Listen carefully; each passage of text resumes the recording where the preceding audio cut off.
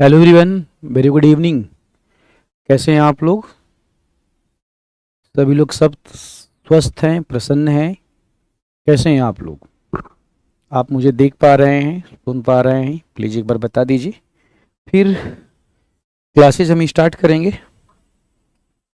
एक बार प्लीज़ बता दीजिए। सब लोग मुझे देख पा रहे हैं, सुन पा रहे हैं? अगर देख पा रहे हैं, सुन पा रहे हैं तो प्लीज़ टेल मी।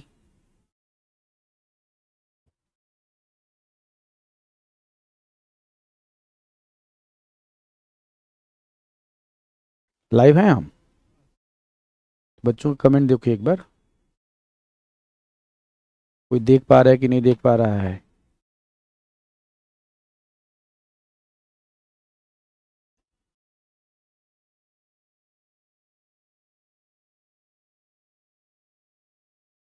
चलिए, आज का जो टॉपिक है ना, बिल्कुल फैक्चुअल टॉपिक है। देखो, आज का जो टॉपिक है ये पूरी तरह से फैक्ट बेस्ड टॉपिक है।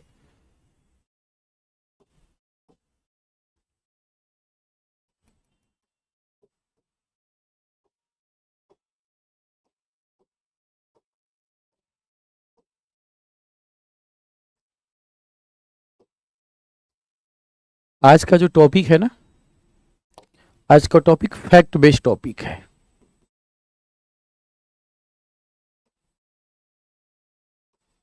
फैक्ट बेस्ड टॉपिक है, जैसे स्पेशली मिनरल्स, मिनरल्स या खनिज। ठीक है, मिनरल्स या खनिज में स्पेशली आपको क्या डिस्कस करना है? कौन कौन से खनिज कहाँ कहाँ पाए जाते हैं? कौन से खनिज कहाँ पाए जाते हैं? कौन से खनिज कहाँ पाए जाते हैं, हमको ये जानना है। ठीक है, मिनरल्स कौन से खनिज कहाँ पाए जाते हैं, हमको ये जानना है, ये जानना है। ठीक है, बिल्कुल फैक्ट बेस्ड टॉपिक आज का होगा, बिल्कुल फैक्ट बेस्ड टॉपिक होगा। ठीक है, इसका मैंने पूरा का पूरा माइंड मैप बना दिया है। आज तो नहीं अपलोड हो पाएगा, कल अपलोड हो जाएगा, कल या परसों अपलोड हो जाएगा। तो उसको पूरा तरीके से लेकर के आप देख लीजिएगा। क्या हुआ है, नेट खत्म? ठीक है, उसको लेकर के देख लीजिएगा। पूरा सिस्टमेटिक अरेंज करवा दिया है मैंने, और अरेंज करवा करके आपको बंटवा दूंगा। ठीक है, मिल जाएगा आप लोगों को। थोड़ा सा आगे बढ़ते हैं। तो कौन से मिनरल्स कहाँ पाए जाते हैं, उसके बाद फिर आज चर्चा किया जाएगा। आज चर्चा किया जाएगा आपका कि एनर्जी रिसोर्स, एनर्जी रिसोर्स, ऊर्जा संसाधन।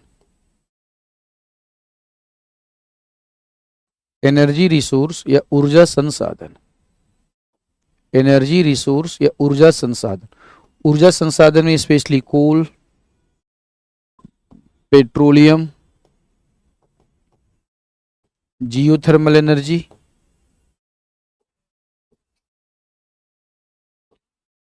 Geothermal energy. ठीक है, natural gas, atomic energy, atomic energy, इन सब की बातें की जाएगी। एटॉमिक एनर्जी, इन सब का डिस्कशन किया जाएगा, इन सब की बातें आपसे किया जाएगा। फिर थोड़ा सा आपसे पॉपुलेशन की बातें किया जाएगा। सेंसस 2011,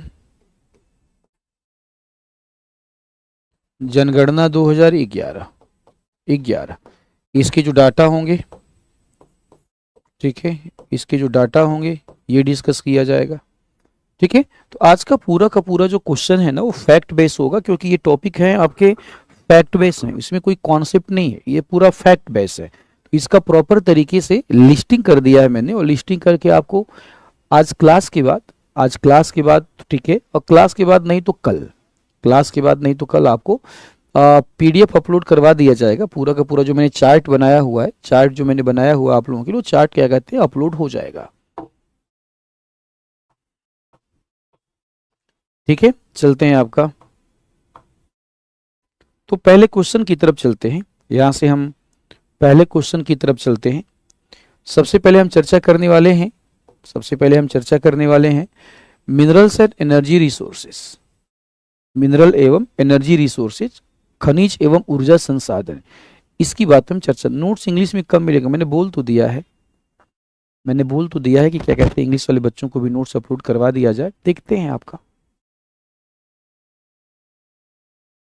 फुल जियोग्राफी नोट्स एक ही साथ अपलोड नहीं होगा। एस्ट्रोनॉमी हो गया है, ओशिनोग्राफी हो गया है, जियोमॉर्फोलॉजी हो गया होगा, फिर क्लाइमेटोलॉजी हो जाएगा, फिर इंडियन ज्योग्राफी हो जाएगा। ठीक है, 3 से 4 दिन के अंदर क्या कहते हैं 3 से 4 दिन के अंदर क्या कहते हैं 3 से 4 दिन के अंदर सारा का सारा नोट्स अपलोड हो जाएगा। 3 से 4 दिन वेट कीजिए, 3 से 4 दिन क्या कीजिए आप, वेट कीजिए। ठीक है, बढ़ते हैं आगे। देखो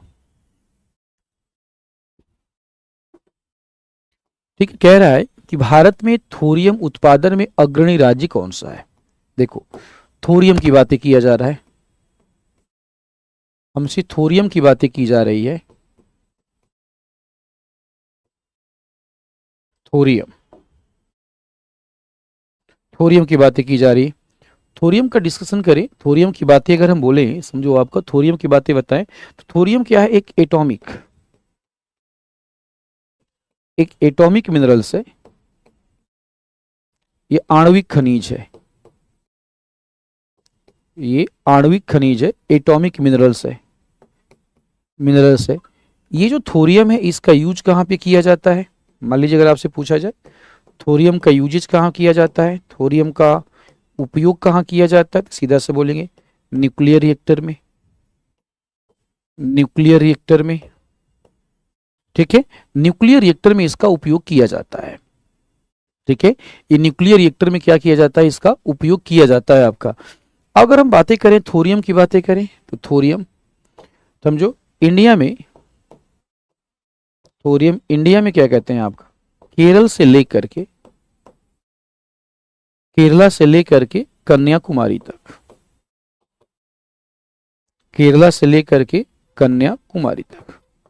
ठीक है, केरला से लेकर के बिल्कुल जो तटी रीजन है आपका, कोस्टल रीजन है, केरला से लेकर के कन्याकुमारी तक मोनाजाइट, ठीक है, मोनाजाइट सैंड या यह मोनाजाइट रेत में पाई जाती है। मोनाजाइट सैंड या मोनाजाइट रेत में आपका बैठी हुई मोनाजाइट रेत में पाई जाती है। ठीक है, अगर मान लो केरल ऑप्शन में ना दिया हो, तो हम टिक कर देंगे मालाबार कोस्ट। केरल अगर ऑप्शन में नहीं दिया हुआ है तो हम टिक क्या कर देंगे, मालाबार कोस्ट कर देंगे आपका। मोनाजाइट जो रेत है प्रदेश में पाई जाती है, मोनाजाइट रेत ये छिछले प्रदेश में पाई जाती है, इस सैलो रीजन में पाई जाती है, छिछले प्रदेश में सैलो रीजन में पाई जाती है, ये कोस्टल रीजन में पाई जाती है, ये कोस्टल रीजन में पाई जाती है, ये तटीय प्रदेश में पाई जाती है, ये कोस्टल रीजन में पाई जाती है, ये तटीय प्रदेश में पाई जाती है। इस आधार पे इसका आंसर हो जाएगा डी। इस आधार पे समझिए, इस आधार पे इसका आंसर क्या हो जाएगा, इस आधार पे इसका आंसर हो जाएगा डी। इसका आंसर क्या हो जाएगा, डी। थोड़ा सा आगे चलते हैं। कह रहा कि भारत में थोरियम का निष्कर्षण और प्रसंस्करण भारतीय परमाणु ऊर्जा विभाग, ठीक है, आपका Indian atomic department of atomic energy. Bharat में यूरेनियम हो गया, समझो भारत में यूरेनियम हो गया, थोरियम हो गया, कैडियम हो गया, जितने भी परमाणु खनिज हैं आपका एटॉमिक मिनरल्स हैं, परमाणु खनिज हैं, सारे के सारे परमाणु खनिजों का, सारे के सारे एटॉमिक जो मिनरल्स हैं, इस एटॉमिक मिनरल्स का माइनिंग हो गया, इसका प्रसंस्करण हो गया, आपका प्रोसेसिंग हो गया, ये डिपार्टमेंट ऑफ एटॉमिक एनर्जी करता है। इसी के अंडर में होता है डिपार्टमेंट ऑफ एनर्जी, आपका डिपार्टमेंट ऑफ एटॉमिक एनर्जी करता है। ऑप्शन में पहला स्टेटमेंट सही है। भारत में दुनिया के सबसे बड़े थोरियम भंडार में से एक है, बिल्कुल ठीक है, आपका। अब क्वेश्चन उठा कि आर जो है वो ए की व्याख्या करता है कि नहीं करता है। देखो यूरेनियम हो गया, सुनते जाओ, यूरेनियम हो गया, थोरियम हो गया, कैडियम हो गया, बेरिलियम हो गया, ये क्या है, तुम्हारे एटॉमिक मिनरल्स हैं। एटॉमिक जो मिनरल्स हैं इससे रेडिएशन होता है। इसे हम क्या कहते हैं, रेयर मिनरल्स कहते हैं, रेयर मिनरल्स कहते हैं। तो जो रेयर मिनरल्स है वो पूरी तरह से सेंट्रल गवर्नमेंट भारत सरकार के अंडर में है, भारत सरकार की पूरी तरह से कंट्रोल में। तो अब बताओ, जो भारत सरकार की पूरी तरह से कंट्रोल में है उसका बताओ माइनिंग और उसका प्रोसेसिंग भारत सरकार को कोई डिपार्टमेंट ही करेगा, भारत सरकार को कोई डिपार्टमेंट ही करेगा। और वो डिपार्टमेंट कौन है, department of atomic and energy. वो डिपार्टमेंट कौन है, department of atomic and energy. ठीक है, इसलिए क्या कहते हैं आपका, चूंकि ये सरकारी नियंत्रण में है इसलिए ये करता है। तो दूसरा स्टेटमेंट सही तो है, दूसरा स्टेटमेंट सही तो है, बट ये एक्सप्लेन नहीं करता है, तो आंसर हो जाएगा बी, आंसर हो जाएगा बी। आगे बढ़ते हैं। कह रहा है कि निम्नलिखित में से तेल रिफाइनरियों को उनके संबंधित राज्यों के साथ मिलान कीजिए। देखो डिगबोई की बातें करें कि असम में हो जाएगा, डिगबोई असम में, ये भारत की सबसे पहली रिफाइनरी है, फर्स्ट।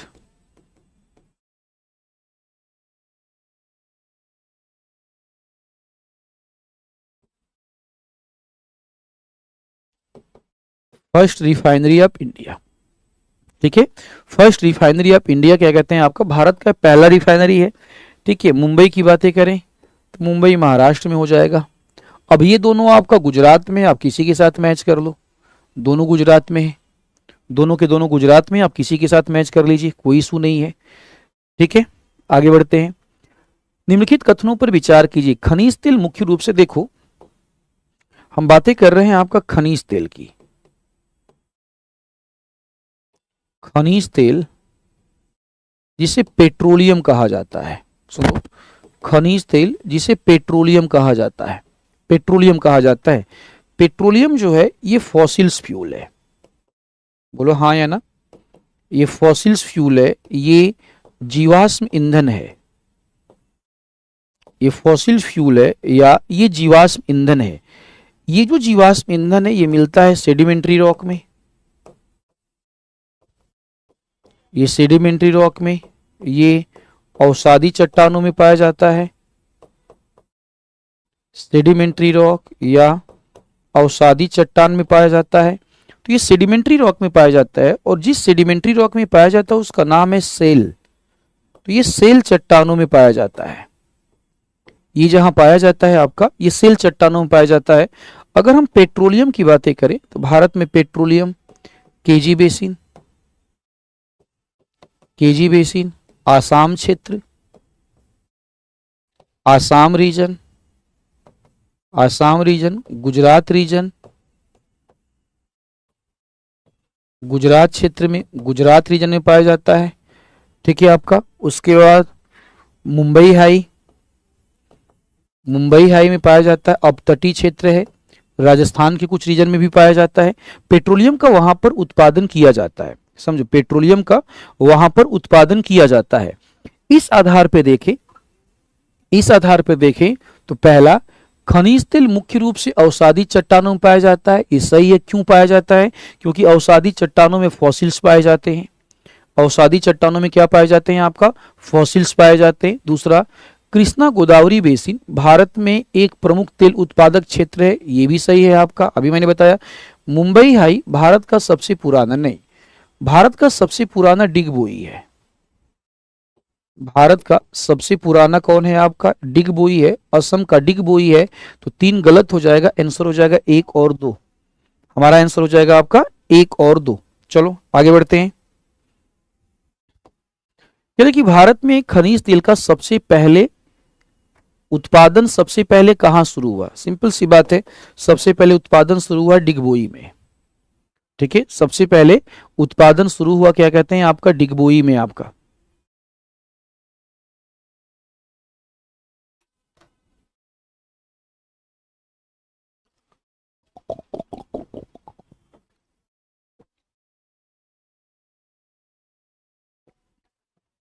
प्रॉब्लम हो गया भाई, देखो कुछ बच्चों को प्रॉब्लम हो रहा है, मैं देखो जरा सा, बिहार स्पेशल शो हो रहा है, मतलब बिहार स्पेशल क्लास चल रहा है, देखो बच्चे बोल तो रहे हैं। कैसे बिहार स्पेशल क्लास चल रहा है, किस बैच में बिहार स्पेशल क्लास चल रहा है।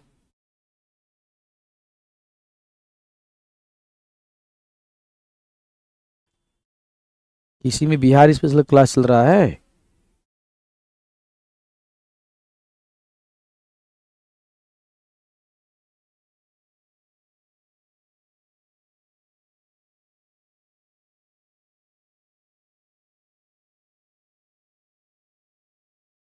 फिर बच्चे क्यों बोल रहे हैं बिहार स्पेशल चल रहा है। आगे बढ़ते हैं। निम्नलिखित में से कौन सा बेसिन भारत में एक प्रमुख खनिज तेल उत्पादक क्षेत्र नहीं है? ठीक है, गंगा ब्रह्मपुत्रा बेसिन। ठीक है, गंगा ब्रह्मपुत्रा बेसिन। गंगा ब्रह्मपुत्रा बेसिन में आपका पेट्रोल का उत्पादन नहीं होता है, याद रखो, गंगा ब्रह्मपुत्रा बेसिन में पेट्रोल का उत्पादन नहीं होता है। आगे बढ़ते हैं। कोयले के विभिन्न प्रकारों को उनके कार्बन के प्रतिशत के आधार पर अवरोही क्रम में अरेंज करो। देखो, जब हम कोल की बातें करते हैं और कोल के टाइप्स की बातें करते हैं, कोल के टाइप्स की बातें करते हैं आपका, तो कोल का सबसे बेस्ट जो टाइप है वो है आपका एंथ्रासाइट। एंथ्रासाइट, इस एंथ्रासाइट में कोयले का जो परसेंटेज होता है वो 90% 95% तक होता है। एंथ्रासाइट के बाद ठीक है, लगभग 70% तक आपका बिटुमिनस होता है। बिटुमिनस होता है 70% तक, लगभग बिटुमिनस होता है। बिटुमिनस होता है। बिटुमिनस के बाद लिग्नाइट होता है। बिटुमिनस के बाद लिग्नाइट होता है, और लिग्नाइट के बाद सबसे गंदे किस्म का जो कोयला होता है वो पीट होता है, जिसमें 30 से 40% होता है। पीट में 30 से 40% होता है। तो सबसे गंदे किस्म का कोयला समझो क्या है आपका, पीट है। तो ये जो एंथ्रासाइट है, ये ऊपर से नीचे की तरफ कार्बन का प्रतिशत कम होता जाता है। एंथ्रासाइट से पीट की तरफ बढ़े तो कार्बन का प्रतिशत आपका कम होता जाता है आपका। देखो बच्चे क्या कह रहे हैं, कमेंट देख रहे हो बच्चों का। फिर कहां से प्रॉब्लम आ रही है? प्रॉब्लम आ ही रही है ना, फिर क्यों चल रहा है? बच्चे झूठ तो नहीं बोल रहे ना बालक, बच्चे झूठ तो बोल नहीं रहे हैं। अगर किसी बैच में अगर चल रहा है तो कुछ तो होगा ही होगा।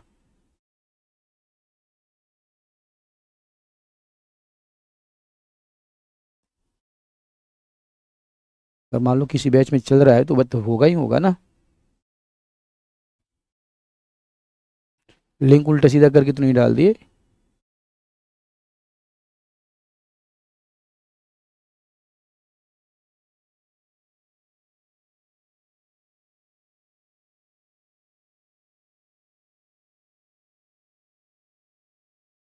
सूची 1 को सूची 2 से सुमेलित कीजिए। चलिए करते हैं जरा सा।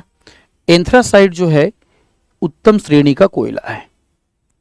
ठीक है, एंथ्रासाइट उत्तम श्रेणी का कोयला है, तो सी का टिक करो 1। एंथ्रासाइट उत्तम किस्म का कोयला है, तो सी का आप टिक कीजिए 1। सी का आप टिक करो 1। एंथ्रासाइट उत्तम किस्म का कोयला है, सी का 1 टिक कर लो आपका। बिटुमिनस जो है ये इस्पात उद्योग में यूज होता है, तो बी का हो गया 2। लिग्नाइट आपका यहां पे हो जाएगा, तो ए का हो गया 3। ए का हो गया 3। आंसर अपना टिक कर लेना, आंसर अपना टिक कर लेना आपका।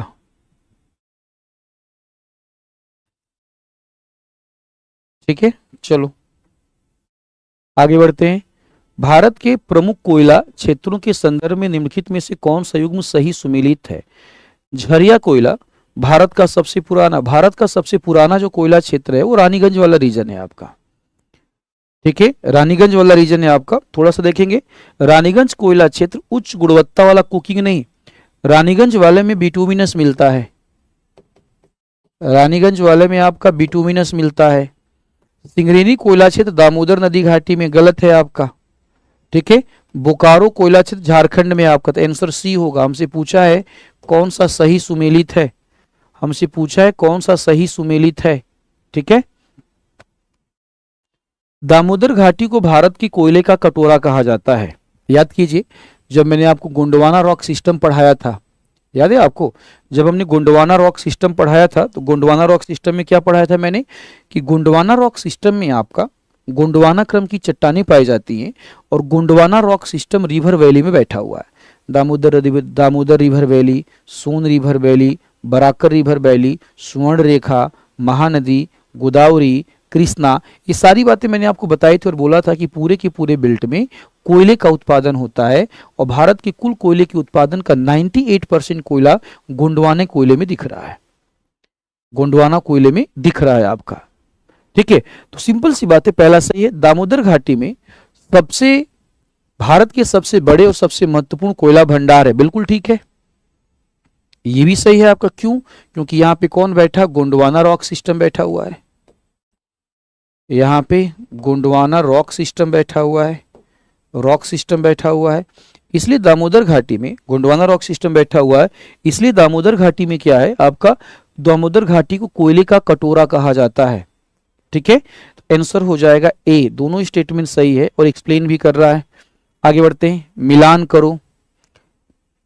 ठीक है, क्या करो भैया? मिलान करो। मलाज खंज, चलो भैया तांबा, बैलाडीला कहाँ गया? बैलाडीला, बैलाडीला लौह अयस्क, तो ढूंढो, ए का 4 और डी का 3, ए का 4 गड़बड़ हो गया,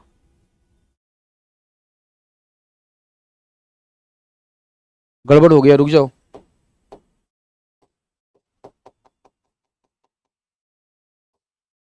ठीक है, बैलाडीला की बातें करते पहले। बैलाडीला, बैलाडीला तुम्हारा लोहा के लिए फेमस है ना जी, बैलाडीला तुम्हारा किसके लिए फेमस है? बैलाडीला तुम्हारा लोहा के लिए फेमस है। चलो, बैलाडीला हो गया लौह अयस्क, बैलाडीला हो गया लौह अयस्क। कोलार तुम्हारा सोना के लिए फेमस है। चलो, बी का निकालो 1 और डी का निकालो 3, बी का निकालो 1 और डी का निकालो 3। सिंह भूमि, सी का निकालो 4, तो क्या बचा? हाँ, दोनों ठीक तो है, चलो ठीक है, दोनों ठीक है। आपका मलाजखंड व आपका सिंह भूमि दोनों में तांबा है, सही है, कर लो आपका।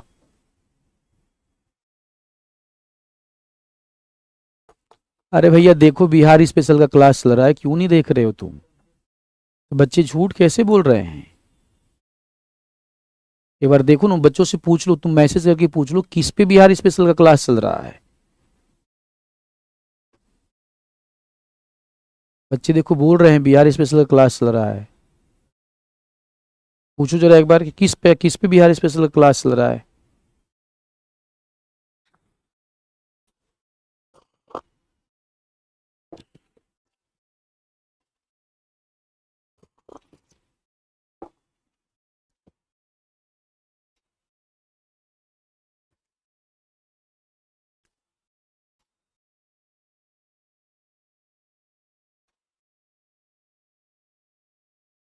किसी ने उल्टा सीधा कर दिया है।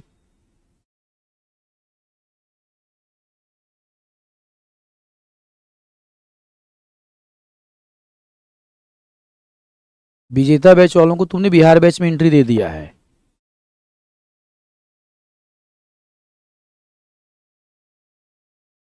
सही करो इसे, पूरा लिंक काटो काटो, सही करो तो। विजेता बैच में तुमने भी दे दिया है, क्या कहते हैं, बिहार स्पेशल वालों को एंट्री। बच्चे क्या बोल रहे हैं? ये वाला लिंक कहीं और जल चल गया है। हाँ, बिहार स्पेशल क्लास चल गया है कहीं ना कहीं।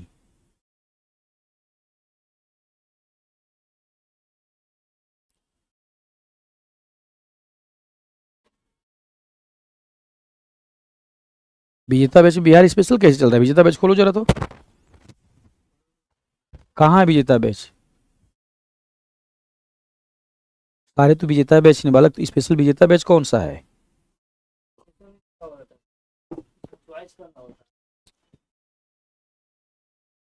आकाश को बुलाओ जल्दी से, वो कहाँ बैठा रहता है वो लड़का?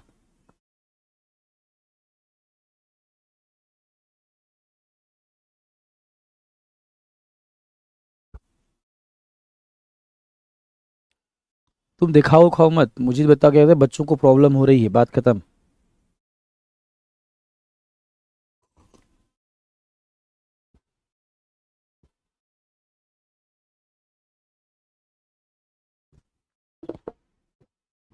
विजेता बैच के समय तो आकाश रह सकता है ना।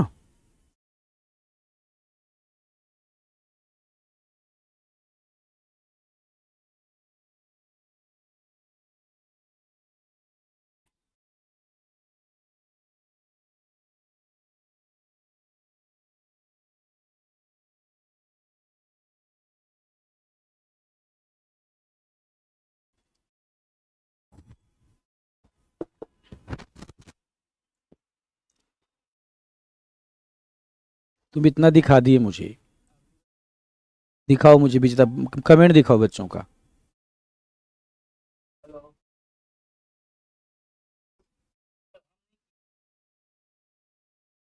शुरू में तो सब सही चल रहा था यार, शुरू में सब ठीक चल रहा, पता नहीं किसने क्या क्या कर दिया।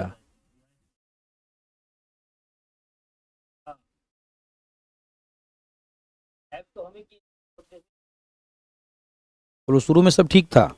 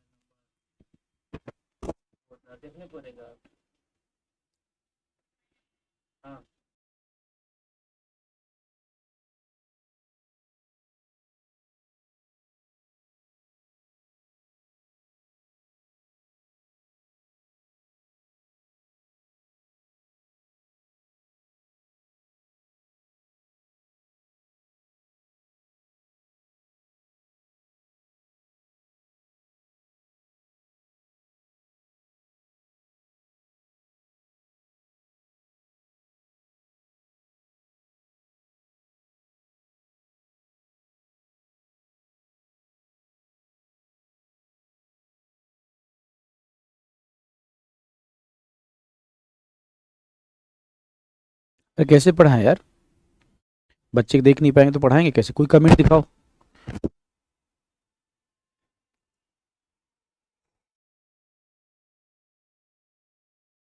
देखो बिहार स्पेशल, बिहार स्पेशल।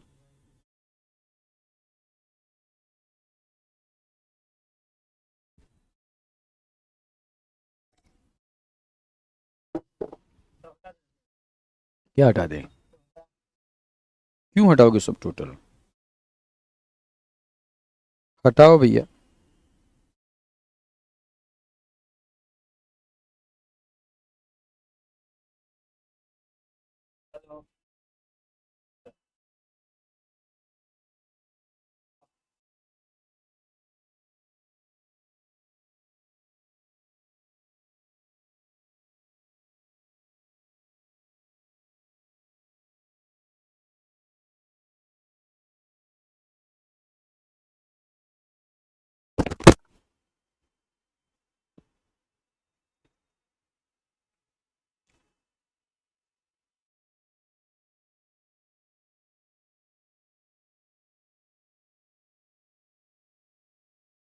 रुक जाओ बालको, सही हो रहा है तब तक चेयर मंगवाओ यार, मैं बैठो।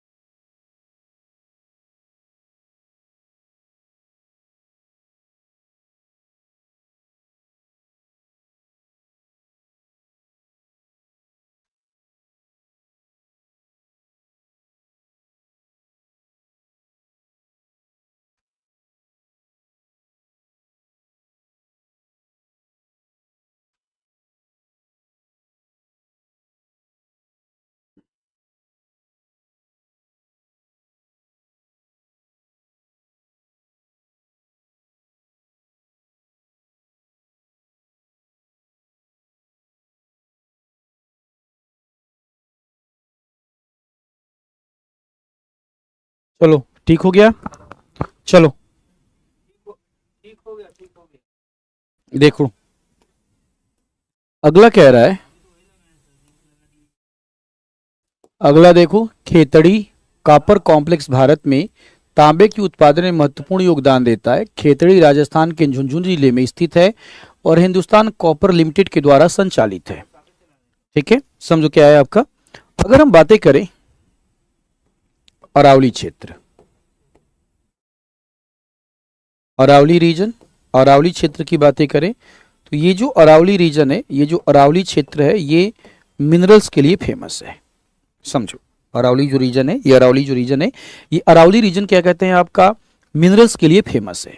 किसके लिए फेमस है, मिनरल्स के लिए आपका फेमस है। ठीक है, अब इस रीजन में नंबर ऑफ मिनरल्स है, जस्ता है, तांबा है, समझो सीसा है, नंबर ऑफ मिनरल्स है। ठीक है, तो इसी में क्या है आपका खेतड़ी, समझो इसी में क्या है तुम्हारा खेतड़ी। खेतड़ी जो है ये राजस्थान के झुंझुनू में है आपका, खेतड़ी राजस्थान के झुंझुनू में है। खेतड़ी ये राजस्थान के झुंझुनू में है, झुंझुनू में। और खेतड़ी जो है ये फेमस है कॉपर के लिए, कॉपर के लिए या तांबे के उत्पादन के लिए फेमस है। पूरे के पूरे भारत में तांबे के उत्पादन के लिए, पूरे के पूरे इंडिया में तांबे के उत्पादन के लिए समझो फेमस है, फेमस है आपका। ठीक है, अब यहां पे इसका आंसर हो जाएगा ए भी सही है, आर भी सही है, तो आंसर हो जाएगा ए, आंसर हो जाएगा यहां पे ए। क्वेश्चन नंबर 13, कौन सा तांबे का अयस्क नहीं है, समझो कौन सा तांबे का अयस्क नहीं है। तो चाल्कोपाइराइट, यस ये तांबे का अयस्क है। क्यूपराइट ये भी तांबे का अयस्क है। बारनाइट ये भी तांबे का अयस्क, ये तीनों के तीनों क्या हैं, ये तांबे के अयस्क हैं। तीनों के तीनों क्या है, और आप ये तीनों के तीनों तांबे के अयस्क हैं, ये तीनों के तीनों तांबे के अयस्क। कैल्साइड की बातें करें तो ये जो कैल्साइड है ये चूना पत्थर है, ये कैल्शियम कार्बोनेट है, ये चूना पत्थर है, कैल्शियम कार्बोनेट चूना पत्थर। हम और आप जानते हैं ये जो कैल्शियम कार्बोनेट है ये सीमेंट उद्योग का कच्चा माल है, ये सीमेंट उद्योग का कच्चा माल है, सीमेंट उद्योग का कच्चा माल है, कच्चा माल है, या सीमेंट इंडस्ट्री का ये रॉ मटेरियल है। सीमेंट उद्योग का एक कच्चा माल है, रॉ इंडस्ट्री है आपका। ठीक, चलो आगे बढ़ते। नीचे दिए गए चूना पत्थर राज्यों को उनके सीक्वेंस के रूप में अरेंज कर दीजिए। देखो अगर हम कैल्शियम कार्बोनेट की बातें करें, कैल्शियम कार्बोनेट की बातें करें आपका, तो ये क्या है आपका, अभी हमने चर्चा किया सीमेंट का उद्योग का कच्चा माल, सीमेंट उद्योग का कच्चा माल, कच्चा माल। इसके उत्पादक राज्यों की बातें करें, इसके उत्पादक राज्यों की बातें करें तो मध्य प्रदेश है, राजस्थान है, ठीक है, आंध्र प्रदेश है, आंध्र प्रदेश है और गुजरात है। आंध्र प्रदेश गुजरात है। केरल में भी आपका उत्पादन होता है, समझो क्या कहते हैं, केरल में भी उत्पादन होता है। तो स्पेशली देखा जाए तो आंसर हो जाएगा ए। मैग्नीज अयस्क के अयस्क उत्पादन के संबंध में, ठीक है, निम्नलिखित कथनों पर विचार करें। मैग्नीज के संबंध में निम्नलिखित कथनों पर विचार करें। कह रहे कि मध्य प्रदेश, मैग्नीज की पहले बातें कर लेते हैं, मैग्नीज की बातें कर लेते हैं। मैग्नीज, मैग्नीज एक मेटेलिक मिनरल्स है, यह एक धात्विक खनिज है, समझो यह एक मेटेलिक मिनरल्स है, यह एक मेटेलिक मिनरल्स है, यह एक धात्विक खनिज है। समझो क्या कहते हैं, यह एक मेटेलिक मिनरल्स है, यह क्या है आपका धात्विक खनिज है। ठीक है, इसका जो यूजेस किया जाता है, यूसेज जो है इसका, इसका जो उपयोग है, इसका जो यूसेस है, इसका जो उपयोग है, समझो इसका उपयोग कहाँ किया जाता है आपका, इसका उपयोग किया जाता है मिक्स धातु बनाने में, मिक्स मेटल बनाने में, मिक्स धातु बनाने में, स्टील बनाने में भी इसका उपयोग किया जाता है, स्टील बनाने में भी इसका उपयोग किया जाता है। मैग्नीज की बातें करें समझो आपका, तो मैग्नीज के प्रोडक्शन की बातें करें, मैग्नीज की प्रोडक्शन की बातें करें तो लार्जेस्ट जो प्रोडक्शन है वह एमपी है। मध्य प्रदेश सबसे बड़ा प्रोडक्शन है आपका, लगभग ये 30 से 38%, 30 to 38% क्या करता है, प्रोडक्शन करता है। एमपी की बातें करें तो एमपी में एक रीजन है बालाघाट, एमपी में एक रीजन है बालाघाट, बालाघाट के रीजन में इसका प्रोडक्शन सबसे ज्यादा होता है। एमपी के अलावा और कौन कौन से राज्य हैं, एमपी के अलावा छत्तीसगढ़ भी हो जाएगा, एमपी के अलावा छत्तीसगढ़ हो जाएगा, छत्तीसगढ़ के अलावा थोड़ा सा आपका उड़ीसा हो जाएगा, झारखंड हो जाएगा। इन राज्यों में भी उत्पादन होता है, लेकिन सबसे ज्यादा उत्पादन मध्य प्रदेश में होता है। देखा जाए तो पहला, दूसरा और तीसरा तीनों के तीनों सही है, तो आंसर हो जाएगा डी, आंसर हो जाएगा डी।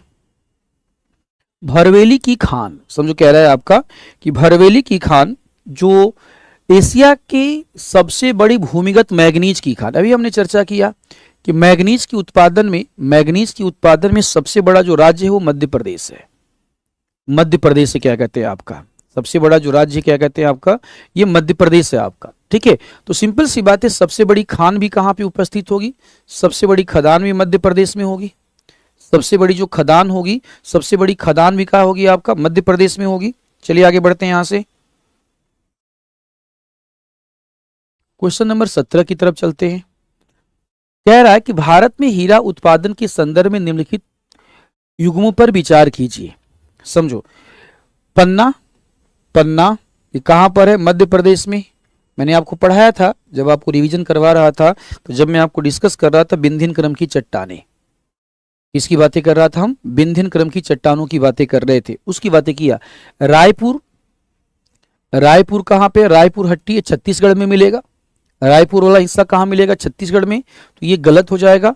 बस्तर कहां मिलेगा, छत्तीसगढ़ में, तो 1 और 3, आंसर हो जाएगा सी, आंसर हो जाएगा आपका सी, आंसर हो जाएगा आपका सी हो जाएगा।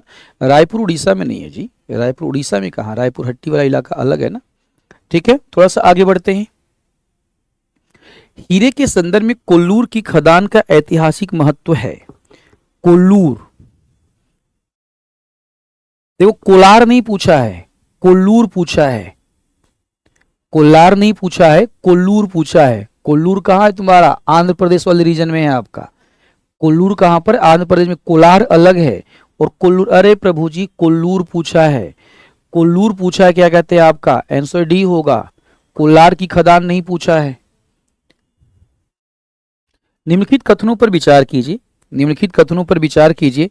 कह रहा है कर्नाटक, समझो कर्नाटक भारत में सोना उत्पादन का सबसे बड़ा राज्य है। Yes, KGF, Kolar gold field, KGF Kolar gold field सबसे बड़ी खदान है आपका।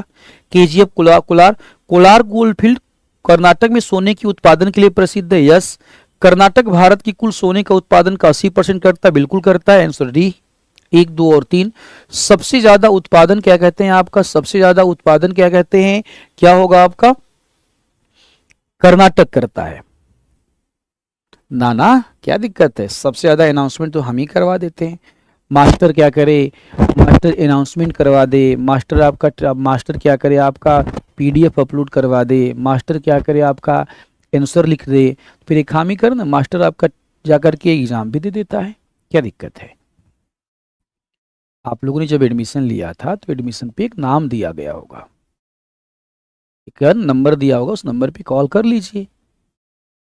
आप लोगों को क्यों ऐसा लगता है कि सारा का सारा काम मास्टर ही करेगा, आप लोगों को ऐसा क्यों लगता है कि सारा का सारा काम मास्टर ही करेगा हैं? 20 काला सोना, अच्छा काला सोना का मतलब कोयला हो गया, काला सोना का मतलब कोयला हो गया। और तरल सोना का मतलब तेल हो गया, पेट्रोल हो गया। तरल सोना का मतलब पेट्रोल हो गया आपका, ठीक है। तो आंसर हो जाएगा कोयला और तेल, कोयला और तेल।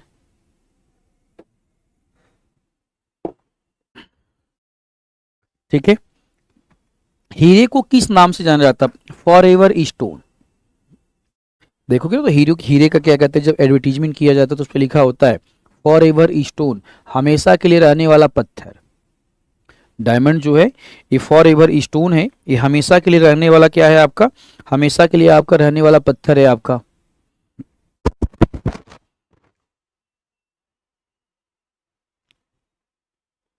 नीचे दिए गए सेल अनुक्रमों को उसके प्रमुख खनिज विशेषताओं के संबंध में सही युग्म का मिलान करें। सही युग्म का मिलान करें। ठीक है, पता नहीं, देखो भाई अभी भी कुछ लोगों में बिहार स्पेशल चल रहा है। धारवाड़ क्रम का चट्टान क्यों फेमस है? पढ़ाया गया तुमको, लव अयस्क के लिए फेमस है। गोंडवाना क्रम का चट्टान क्यों फेमस है? कोयला के लिए फेमस है। मिलाओ जरा, ए का 2, डी का 3, ए का 2, डी का 3, ए का 2, डी का 3। ठीक है, आगे बढ़ो आपका। ठीक है, कह रहा है कडप्पा क्रम की चट्टानें। ठीक है, कडप्पा क्रम की चट्टानें, उल्टा बोल दिया क्या? ए का 2। ठीक है, मिलाओ जरा, क्या मिलेगा? ठीक है, बी कहां गया भैया? हाँ, विंध्यन क्रम की चट्टानें, बताया गया था लाल बलुआ पत्थर, याद है ना? विंध्यन क्रम की चट्टानें, लाल बलुआ पत्थर। लाल बलुआ पत्थर क्या कहते हैं आपका, पढ़ाया गया था। अब क्या बचा, कहां गया, सब गड़बड़। लो मिला दो इसका आंसर, मिला देना इसका आंसर, इसका आंसर मिला दो, जो भी इसका आंसर होगा टिक कर लेना। किस राज्य में टीन, हमसे टीना पूछा जा रहा है बालकों, हमसे क्या पूछा जा रहा है? टीना। टीन का प्रमुख भंडार कहां पर है? छत्तीसगढ़ में है। टीन का प्रमुख भंडार कहां पर है बालकों? छत्तीसगढ़ में। टीना, टीना समझो, टीना टीना टीना। बॉक्साइड अयस्क के संबंध में आपका क्या? बॉक्साइड, देखो जब हम एल्युमिनियम की बातें करते हैं, जब हम एल्युमिनियम की बातें करते हैं, एल्युमिनियम की बातें करते हैं और एल्युमिनियम के ओर की बातें करते हैं, एल्युमिनियम के अयस्क की बातें करते हैं, एल्युमिनियम का सबसे अच्छा अयस्क होता है बॉक्साइड। बॉक्साइड, ठीक है, एल्युमिनियम का सबसे अच्छा अयस्क होता है बॉक्साइड। एक क्रायोलाइट भी होता है, बॉक्साइड भी होता है, और बॉक्साइड के साथ साथ क्या कहते हैं आपका, क्रायोलाइट भी होता है। सर एग्जाम में इसी टाइप का क्वेश्चन आता है क्या? ना ना, एग्जाम में ऐसा क्वेश्चन कहाँ आता है। हम लोग तो पढ़ते पढ़ते थोड़ा सा बोर हो गए थे, तो सोचा गया कि ऐसे क्वेश्चन लेकर के थोड़ा माहौल बना लेते हैं, ऐसा क्वेश्चन डिस्कस करके थोड़ा सा माहौल बना लेते हैं। एग्जाम में तो क्या कहते हैं, पता नहीं किस दुनिया से क्वेश्चन पूछा जाता है। अरे बेवकूफ हूं, एक बात बताओ, एग्जाम में ऐसा क्वेश्चन पूछा जाता है तभी तो ऐसा क्वेश्चन दिया जा रहा है, हैं? प्रीवियस क्वेश्चन पेपर नहीं देखते हो क्या? बड़ी समस्या है जीवन में, बहुत तुम लोगों की टेंशन है, मैं समझ गया। तुम लोगों का जो जीवन है ना, पूरा का पूरा टेंशन से भरा हुआ है, बहुत तनाव है तुम्हारे जीवन में, बहुत ज्यादा तनाव है तुम लोगों के जीवन में, तुम लोगों के जीवन में बहुत ज्यादा तनाव है, मैं समझ गया। तनावपूर्ण जीवन तुम लोग जी रहे हो। ठीक है, अब थोड़ा सा आगे बढ़ते हैं, आगे बढ़ते हैं। एल्युमिनियम का जो अयस्क है आपका बॉक्साइड, एल्युमिनियम का जो अयस्क बॉक्साइड है, इसमें समझो क्या मिलता है, इसमें एल्युमिनियम ऑक्साइड मिलता है, इसमें एल्युमिनियम ऑक्साइड मिलता है, समझो गिब्साइड मिलता है, गिब्साइड मिलता है, इसके अंदर डायस्पोर होता है, ये सब नाम है, समझो ये सब खनिजों के नाम है।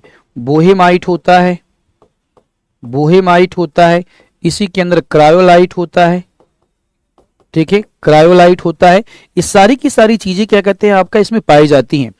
बॉक्साइड जो होता है ना, ये लाल भूरे रंग का होता है, लाल भूरे रंग का होता है। अब भाई बॉक्साइड लाल भूरे रंग का कैसे हो जाएगा, लाल रंग का कैसे हो जाएगा? लाल रंग का होगा, लोहे का ऑक्साइड होता है, लोहे का ऑक्साइड मिलेगा आपका, क्या मिलेगा? लोहे का ऑक्साइड मिलेगा आपका। ठीक है, चलो आगे बढ़ते हैं। तो इसमें अगर देखा जाए तो पहला भी सही लग रहा है, दूसरा भी सही लग रहा है, तीसरा भी सही लग रहा है, आंसर हो जाएगा डी।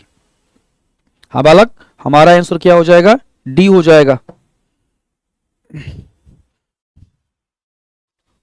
भारत में बॉक्साइड का उत्पादक राज्य कौन है? उड़ीसा है। बॉक्साइड का क्या कहते हैं आपको, उत्पादक राज्य कौन है? उड़ीसा है।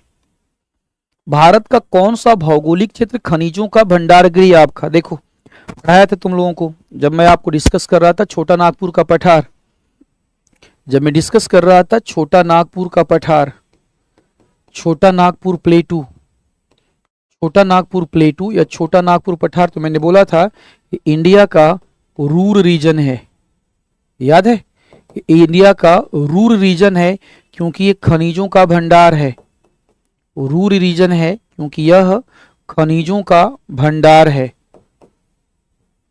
यह रूर रीजन है क्योंकि यह खनिजों का भंडार है। खनिजों का भंडार है। यहाँ पे लोहा है, समझो एल्युमिनियम है, आपका मैग्नीज पाया जाता है, बगल में कोयला पाया जाता है, नंबर आप समझो मिनरल्स यहाँ पे पाए जाते हैं। इसलिए छोटा नागपुर का जो रीजन है ना, समझो ये रूर प्रदेश भी है और ये इंडस्ट्रियल रीजन भी है।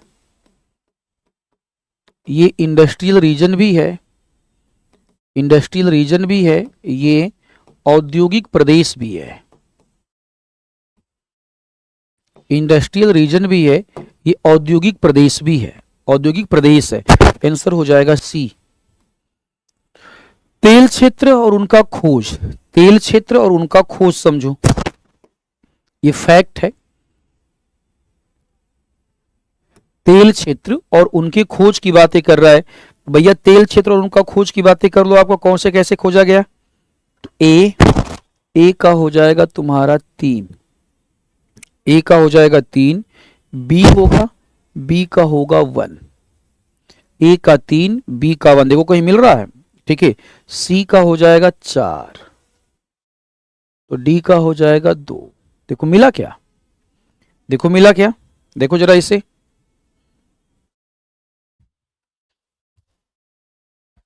भारत के पास दुनिया का 5वां सबसे बड़ा बॉक्साइट का भंडार है, बिल्कुल सही है, ठीक है, बिल्कुल सही है आपका, ठीक है। उसके बाद भारत में क्रोमाइट का भंडार मुख्य रूप से उड़ीसा में पाए जाते हैं, बिल्कुल ठीक है। मैंने बोला था ना कि ये जो क्रोमाइट है, ये क्रोमाइट जो है तुम्हारा, यह भी एल्युमिनियम का अयस्क है। ये जो क्रोमाइट है, क्रोमाइट तुम्हारा क्या है? क्रोमाइट भी तुम्हारा एल्युमिनियम का क्या है? आपका एल्युमिनियम का अयस्क है। हाँ ना तो बोल दो। भारत के अधिकांश निकिल के भंडार झारखंड में है। भारत के अधिकांश निकिल के भंडार झारखंड में है, निकिल के भंडार झारखंड में नहीं है, ठीक है। निकिल के भंडार झारखंड में नहीं है, उड़ीसा और छत्तीसगढ़ वाले रीजन में है। उड़ीसा और छत्तीसगढ़, तो इसको गलत कर दिया जाए। अधिकांश भंडार छत्तीसगढ़ में है, आपका उड़ीसा छत्तीसगढ़ के बेल्ट में, आपका बैलाडीला वाले बेल्ट में पाया जाता है, तो इसको गलत कर दें क्या? चलो गलत कर देते हैं, तो आंसर हो जाएगा ए। इसको गलत कर देते तो आंसर हो जाएगा ए। झारखंड कभी भारत में अब्रक का सबसे बड़ा उत्पादक था? यस, था, ठीक है। झारखंड कभी भारत में अब्रक का सबसे बड़ा उत्पादक था, सबसे बड़ा उत्पादक था। कुडरमा और गिरिडीह झारखंड में प्रमुख उत्पादक क्षेत्र हैं, बिल्कुल ठीक है। गिरिडीह और अब्रक के प्रमुख उत्पादक क्षेत्र हैं। स्टेटमेंट तो दोनों सही है, गिरिडीह भी है और कुडरमा, आपका कुडरमा भी है आपका।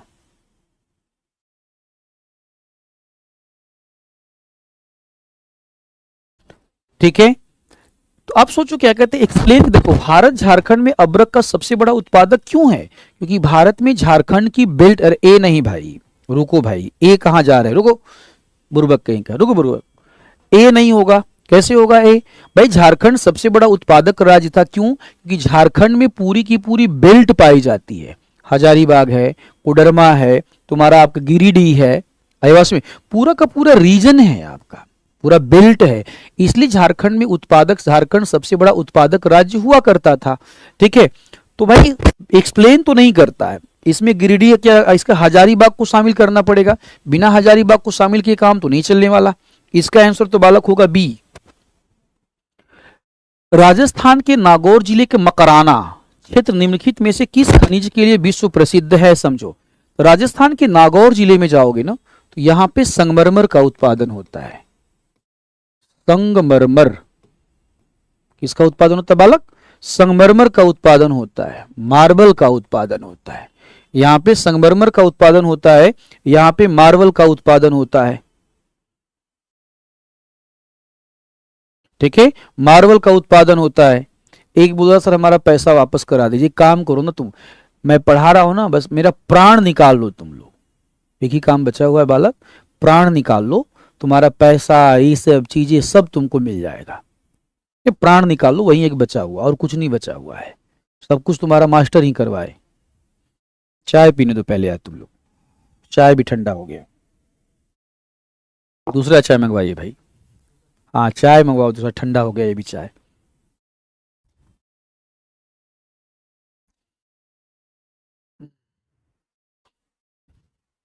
प्राण ले लो तुम लोग, बस सब वही बचा हुआ है। कह रहे कि निम्नलिखित में से कौन सा सेल समूह भारत में धात्विक खनिजों के लिए प्रसिद्ध है।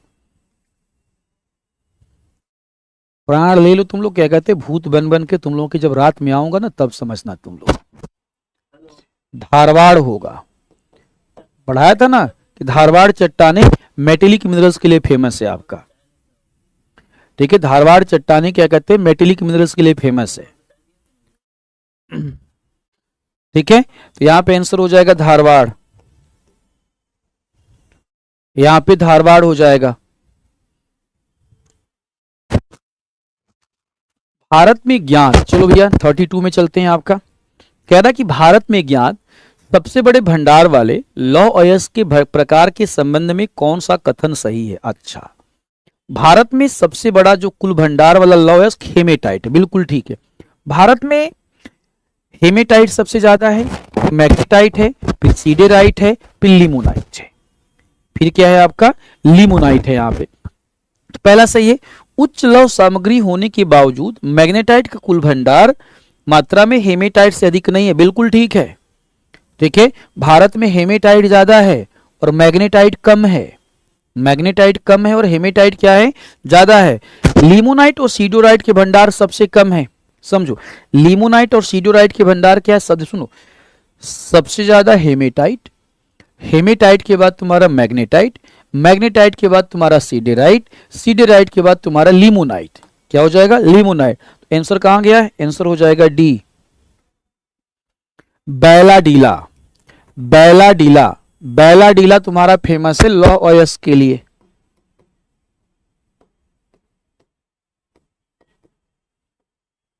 बैलाडीला तुम्हारा फेमस है लौह अयस्क के लिए, आंसर हो जाएगा डी।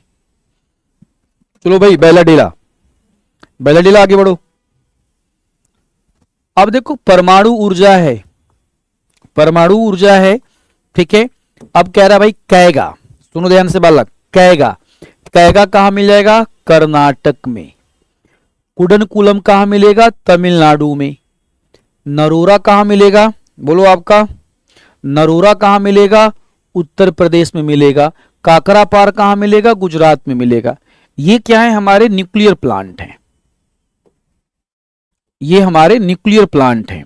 क्या है हमारे, ये हमारे न्यूक्लियर प्लांट है, याद रखना ये हमारे न्यूक्लियर प्लांट है।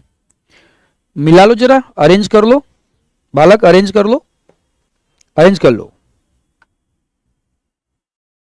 अरेंज कर लिया, चलो बहुत बढ़िया, गुड। भारत 2031 तक अपनी परमाणु ऊर्जा क्षमता को लगभग कितने मेगावाट तक बढ़ाना है, 22,480 मेगावाट, 22,480 मेगावाट तक बढ़ाना है। ये बालक है फैक्ट, ये है फैक्ट, फैक्ट है यह। अच्छा, कह रहे कि निम्नलिखित कथनों को ध्यान से पढ़ो, बालक सुनो, ध्यान से पढ़ना है, निम्नलिखित कथनों को ध्यान से पढ़ना है, ध्यान से पढ़ें और उसका चयन करें जिसमें एक गलत है। अच्छा अच्छा अच्छा, गलत पूछा है। नदी धाराओं की गतिज ऊर्जा एक बार टरबाइन के माध्यम से उपयोग की जाने पर नवीकरणीय ऊर्जा स्रोत का गठन करती है। क्वेश्चन नंबर 36, समझो क्या कहते हैं, क्वेश्चन नंबर 36, क्वेश्चन नंबर 36। ठीक है, कह रहा है कि नदी भाई मान लो नदी का धारा है, टरबाइन पे हमने गिरा दिया, टरबाइन पे जब हमने गिरा दिया बिजली पैदा हो गया, तो भाई दोबारा भी गिरा दो, तिबारा गिरा दो, 4 बार गिरा दो, पुरानी ऊर्जा नहीं, वो नवीकरणीय ऊर्जा हो जाएगा। तो बिल्कुल ठीक है।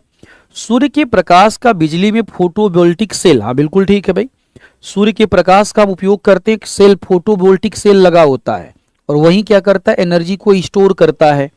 पृथ्वी की आंतरिक ऊर्जा भूतापीय ऊर्जा, जियोथर्मल एनर्जी, भूतापीय ऊर्जा, जियोथर्मल एनर्जी, भूतापीय ऊर्जा, पृथ्वी के अंदर से आने वाली जो ऊर्जा है, पृथ्वी के अंदर से आने वाली ऊर्जा जो है तुम्हारा ऊर्जा है, ये नवीकरणीय है,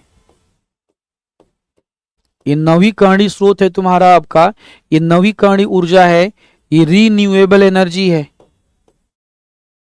ये रीन्यूएबल एनर्जी है। जियोथर्मल एनर्जी का सबसे बड़ा प्लांट, सुनते जाना, जियोथर्मल एनर्जी का सबसे बड़ा प्लांट पूगा में लगाया जा रहा है। नाम सुना पूगा? पूगा, पूगा कहां पर है? लद्दाख में है। जियोथर्मल एनर्जी का सबसे बड़ा जो प्लांट है वो पूगा में लगाया जा रहा है, और पूगा कहां पर है? लद्दाख में है। तो ये गलत है, तो हमसे पूछा है गलत, तो आंसर हो जाएगा डी।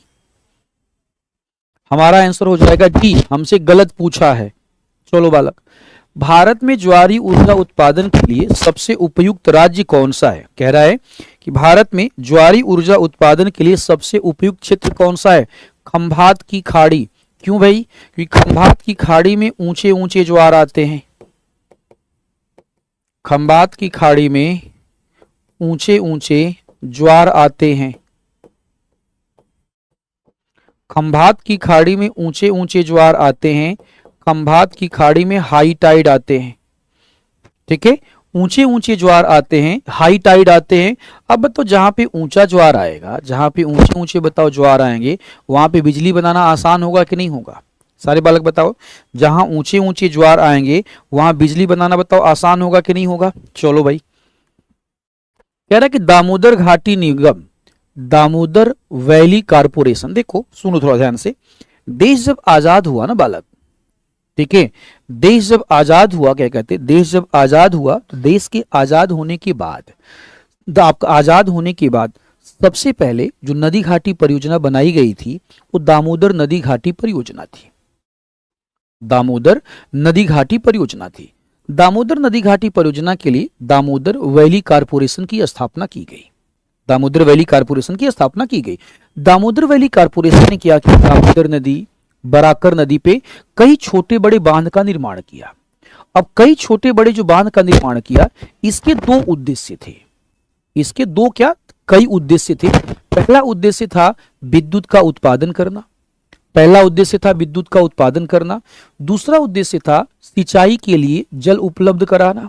सिंचाई के लिए जल उपलब्ध कराना। तीसरा उद्देश्य था बाढ़ की समस्या का समाधान करना। तीसरा था बाढ़ की समस्या का समाधान करना था। चौथा था, समझो आपका सूखे की समस्या का समाधान करना। तो दामोदर वैली जो कारपोरेशन था उसके एक उद्देश्य नहीं थे, दामोदर वैली कारपोरेशन के एक से ज्यादा उद्देश्य थे। एक से ज्यादा उद्देश्य थे आपका। तो कह रहा कि इसे 1960 के दशक में लगभग 140 मेगावाट की प्रारंभिक क्षमता के साथ चालू किया गया, और बाद में 1980 के दशक में 210 मेगावाट की इकाई जोड़कर इसका विस्तार किया। बिल्कुल ठीक है आपका। दूसरा, यह सुविधा झारखंड के, यह सुविधा झारखंड के पश्चिमी वर्धमान जिले में स्थित है। पश्चिमी वर्धमान जिला, बताओ क्या कहते हैं? पश्चिमी वर्धमान जिला झारखंड में है क्या? बोलो जरा सब। पश्चिमी वर्धमान जो जिला है भाई, झारखंड वाले बताओ क्या कहते हैं? झारखंड वाले बताओ, पश्चिमी वर्धमान जो जिला है वो झारखंड में है क्या? पश्चिमी वर्धमान जिला झारखंड में है? अबे झारखंड के बहादुर हूं, बताओ जरा, पश्चिमी वर्धमान जिला झारखंड में है क्या? तो मैं पानी पी लेता हूं। वर्धमान जिला तुम्हारा पश्चिम बंगाल में है ना, समझो। ये तो क्या कहते हैं आपका पश्चिम बंगाल में है।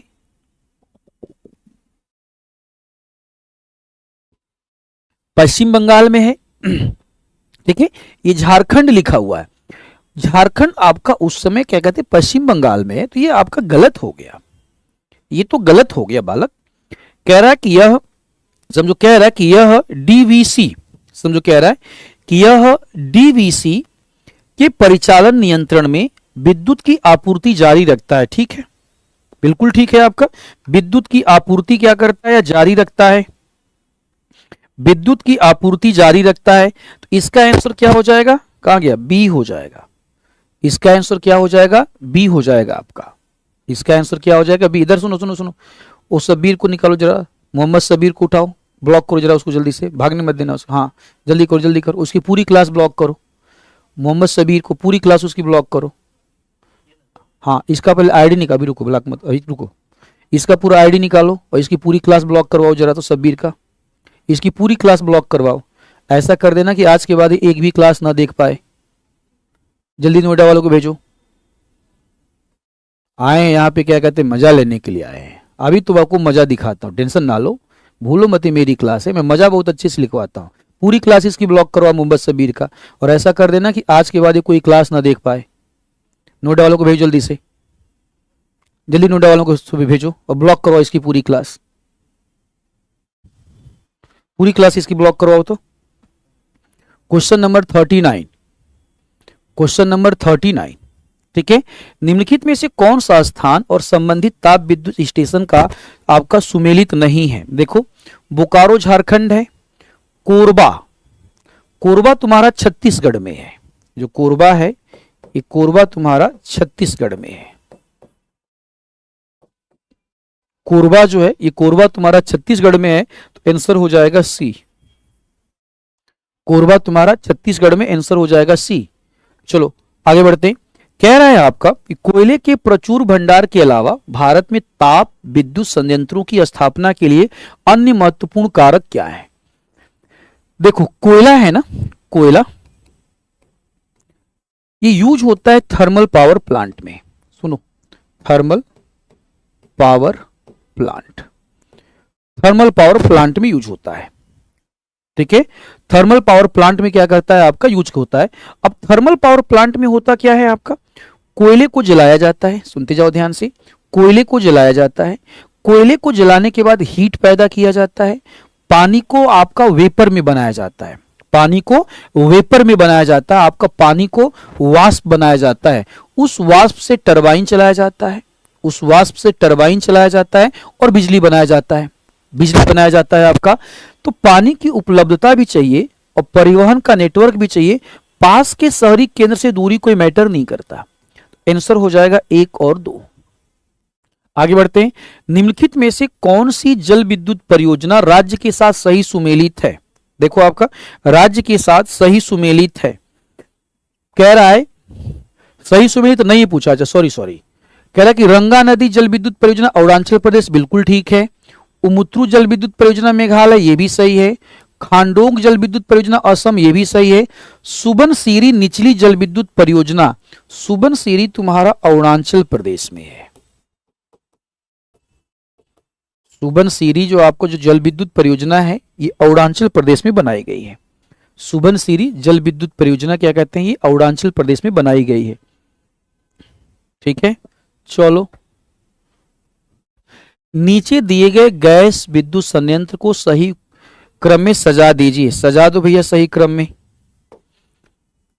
कवास गुजरात हो जाएगा, उरण ये हो जाएगा महाराष्ट्र, दाभोल समझो आपका ये भी महाराष्ट्र हो जाए, कहाँ गया, ये भी महाराष्ट्र हो जाएगा। ऊंचाहार उत्तर प्रदेश, ऊंचाहार उत्तर प्रदेश हो जाएगा। मैच कर लो जरा इसे।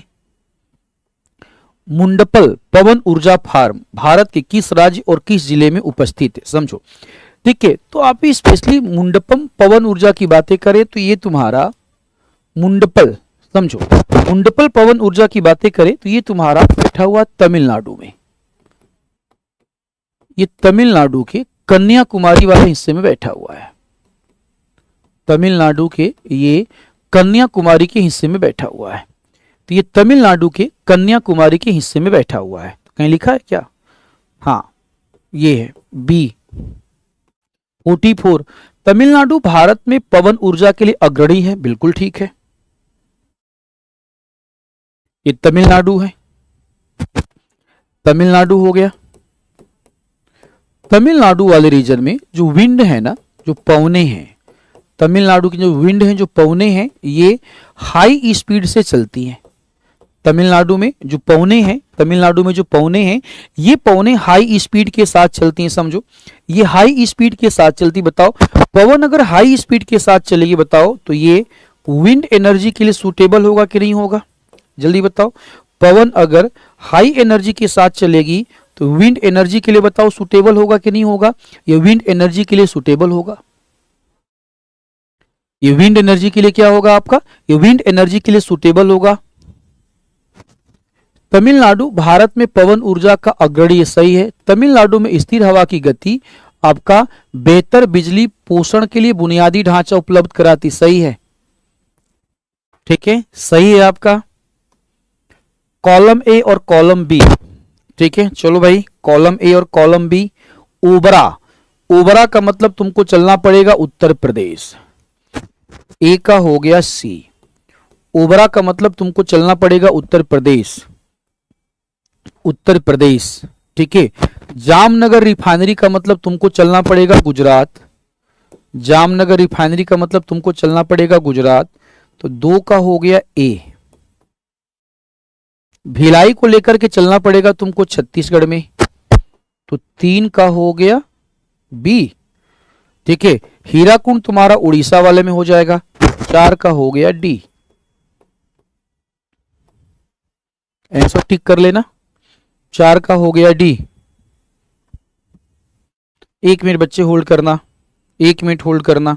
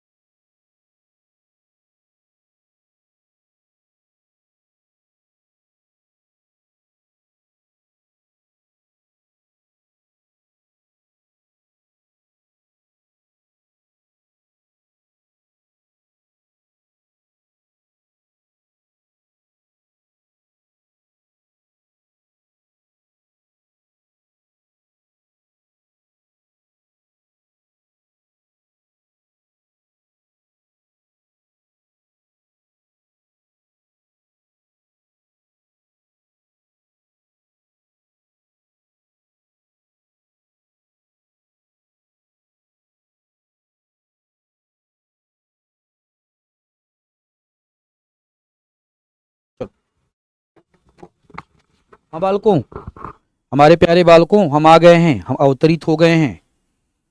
हमारे प्यारे बालकों, हम वापस आ गए, हम अवतरित हो गए हैं। हम अवतरित हो गए हैं बालक, हम आ गए, अवतरित हो गए, हमारा अवतरण पुनः हो गया बालकों। चलो भाई, हाँ भाई, कहाँ है हम लोग? 45 हैं, अब 46 पे चलते हैं। कहाँ चलते हैं आपका? 46 पे चलते हैं हमारे प्यारे बच्चों। कह रहा है कि जल विद्युत परियोजना को मिलान करो, करो मिलान जरा, मिलान करो। ए का 3, बी का 2, ए का 3 हो गया, बी का 2, सी का 1, डी का 4। ये सब फैक्ट है, ये सब फैक्ट है। क्या कहते हैं आपका? चलो भाई बालक, ठीक है, चलें आगे। चलो अगला क्वेश्चन। भाई तुम ये सब क्या कर रहे हो? हमारे बच्चों को दिखाओ जल्दी से। बच्चों से, बच्चे इतनी देर से दूर रहे हैं, तुम दिखा नहीं रहे हो। भारत में ऊर्जा की खपत का सही अवरोही क्रम क्या है?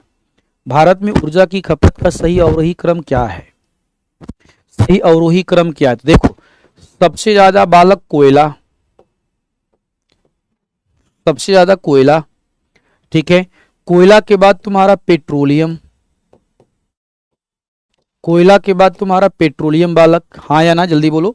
सबसे ज्यादा क्या होगा? सबसे ज्यादा तुम्हारा कोयला होगा, पेट्रोलियम होगा। पेट्रोलियम के बाद तुम्हारा जल विद्युत, जल विद्युत, जल विद्युत के बाद तुम्हारा प्राकृतिक गैस, जल विद्युत के बाद प्राकृतिक गैस हो जाएगा। तो आंसर हो जाएगा ए, हमारा आंसर हो जाएगा ए। 47, 47, पूगा घाटी, लद्दाख, पूगा घाटी क्या होगा? लद्दाख। ए का सी। सूरज कुंड, चलो भैया क्या कहते हैं? सूरज कुंड कहाँ चलना पड़ेगा? सूरज कुंड कहाँ चलना पड़ेगा भाई? सूरज कुंड चलना पड़ेगा झारखंड में। अच्छा, सूरज कुंड चलो क्या कहते हैं आपका? ए का सी। सूरज कुंड चलो झारखंड में आपका, ठीक है।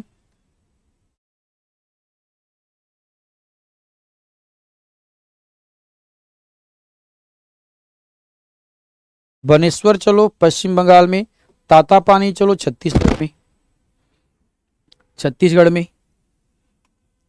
भारत में भविष्य में अच्छा भूतापीय ऊर्जा में बड़ी क्षेत्र में होने की संभावना है। हिमालय का क्षेत्र, क्यों बताओ? हिमालय का क्षेत्र बताओ टेक्टोनिक रीजन है कि नहीं है? सारे बच्चे जवाब दो। हिमालय का क्षेत्र बताओ टेक्टोनिक रीजन है कि नहीं है? तो अगर हिमालय का क्षेत्र टेक्टोनिक रीजन है तो टेक्टोनिक हलचल होगा तो फॉल्ट या भ्रंश बनेगा कि नहीं बनेगा? फॉल्ट या भ्रंश बनेगा बताओ, तो वहां से अंदर वाली एनर्जी वापस आ जाएगी कि नहीं आ जाएगी? अंदर वाली एनर्जी बताओ ऊपर आएगी कि नहीं आएगी? अंदर वाली एनर्जी जब ऊपर आ जाएगी भैया तो हम बना देंगे बिजली। चलो अगला, महात्मा गांधी जल विद्युत परियोजना। महात्मा गांधी जल विद्युत परियोजना कहां पर है? तो क्या आंसर होगा? सारावती नदी पर है, सारावती नदी पर है महात्मा गांधी जल विद्युत परियोजना। आगे बढ़ते हैं। सूची ए को सूची 2 से सुमेलित करो। अच्छा, सूची ए को सूची 2 से समझो सुमेलित करें। कह रहा देखो आपका टिस्को, टिस्को का मतलब कौन सा है? झारखंड जमशेदपुर वाला है, नोआ मुंडी की खान है, नोआ मुंडी की खान हो जाएगा। टिस्को तुम्हारा हो जाएगा नोआ मुंडी की खान। भिलाई हो जाएगा केमनगुंडी की खान। तो बालक हो गया ए का 2 और बी का 1, सी का हुआ 4, बोकारो का हो गया आपका कीरीडी, ठीक है, मैच कर लेना। भारत में लोहे का पहला सफल उत्पादन,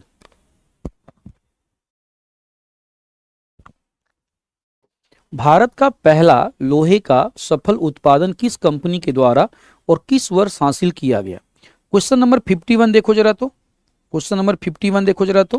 देखो क्या है ना, 1907 ईस्वी में जो टिस्को लगाया गया था, 1907 ईस्वी जो टिस्को लगाया गया था, ये पहला सफल बृहद कारखाना था, पहला सफल बड़ा कारखाना था, पहला सफल बड़ा कारखाना था, बड़ा कारखाना था, पहला सफल बड़ा कारखाना था जहां पे बृहद स्तर पे उत्पादन किया गया, बृहत स्तर पर उत्पादन किया गया। सुनते जाना, उत्पादन किया गया। लेकिन पश्चिम बंगाल का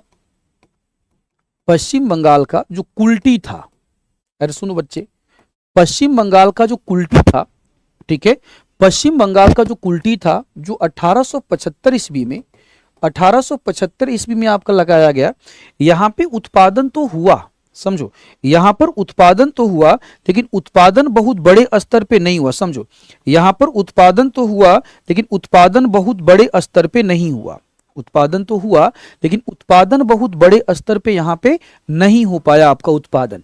ठीक है, तो किस वर्ष हासिल किया गया? देखो इसमें तो भैया कुल्टी भी सही है, बंगाल आयरन वर्ष कुल्टी 1875 ये भी सही है। बड़े स्तर पे उत्पादन नहीं था, लेकिन उत्पादन आपका सही किया गया, तो आंसर होगा बी। बड़े स्तर पे उत्पादन इसने पूछा नहीं, क्या पूछा है आपका? पहला सफल उत्पादन पूछा है, बड़े स्तर नहीं पूछा है, बड़े स्तर पे नहीं पूछा है। पूछा कि पहला सफल उत्पादन आपका टाटा के द्वारा बृहत स्तर पे उत्पादन होता हुआ था। याद रखो, बड़े स्तर पे कारखाना लगाया गया था। कुल्टी वाला छोटा कारखाना था, लेकिन हमने यहाँ पे उत्पादन कर दिया था, हमने यहाँ पे उत्पादन कर दिया था। विश्वेश्वरैया, ठीक है, कह रहा है विश्वेश्वरैया आयरन जो स्टील है, ये कब लगाई गई थी आपका? 1923 में भद्रावती नदी, 1923 में भद्रावती नदी।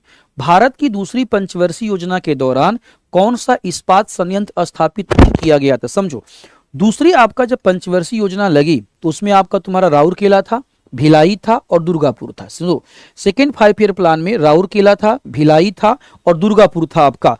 तो आपका आंसर हो जाएगा Visvesvaraya. Visvesvaraya iron steel limited आपका नहीं था, राउरकेला, भिलाई था और दुर्गापुर था। ये तीनों के तीनों जो लगाए गए थे, ये आपका सेकेंड 5 ईयर प्लान में लगाए गए थे। और बोकारो जो था वो थर्ड 5 ईयर प्लान में था।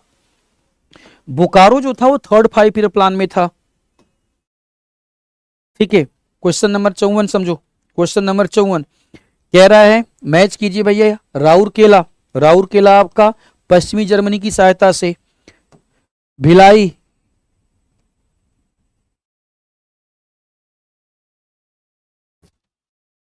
रुको गड़बड़ हो गया,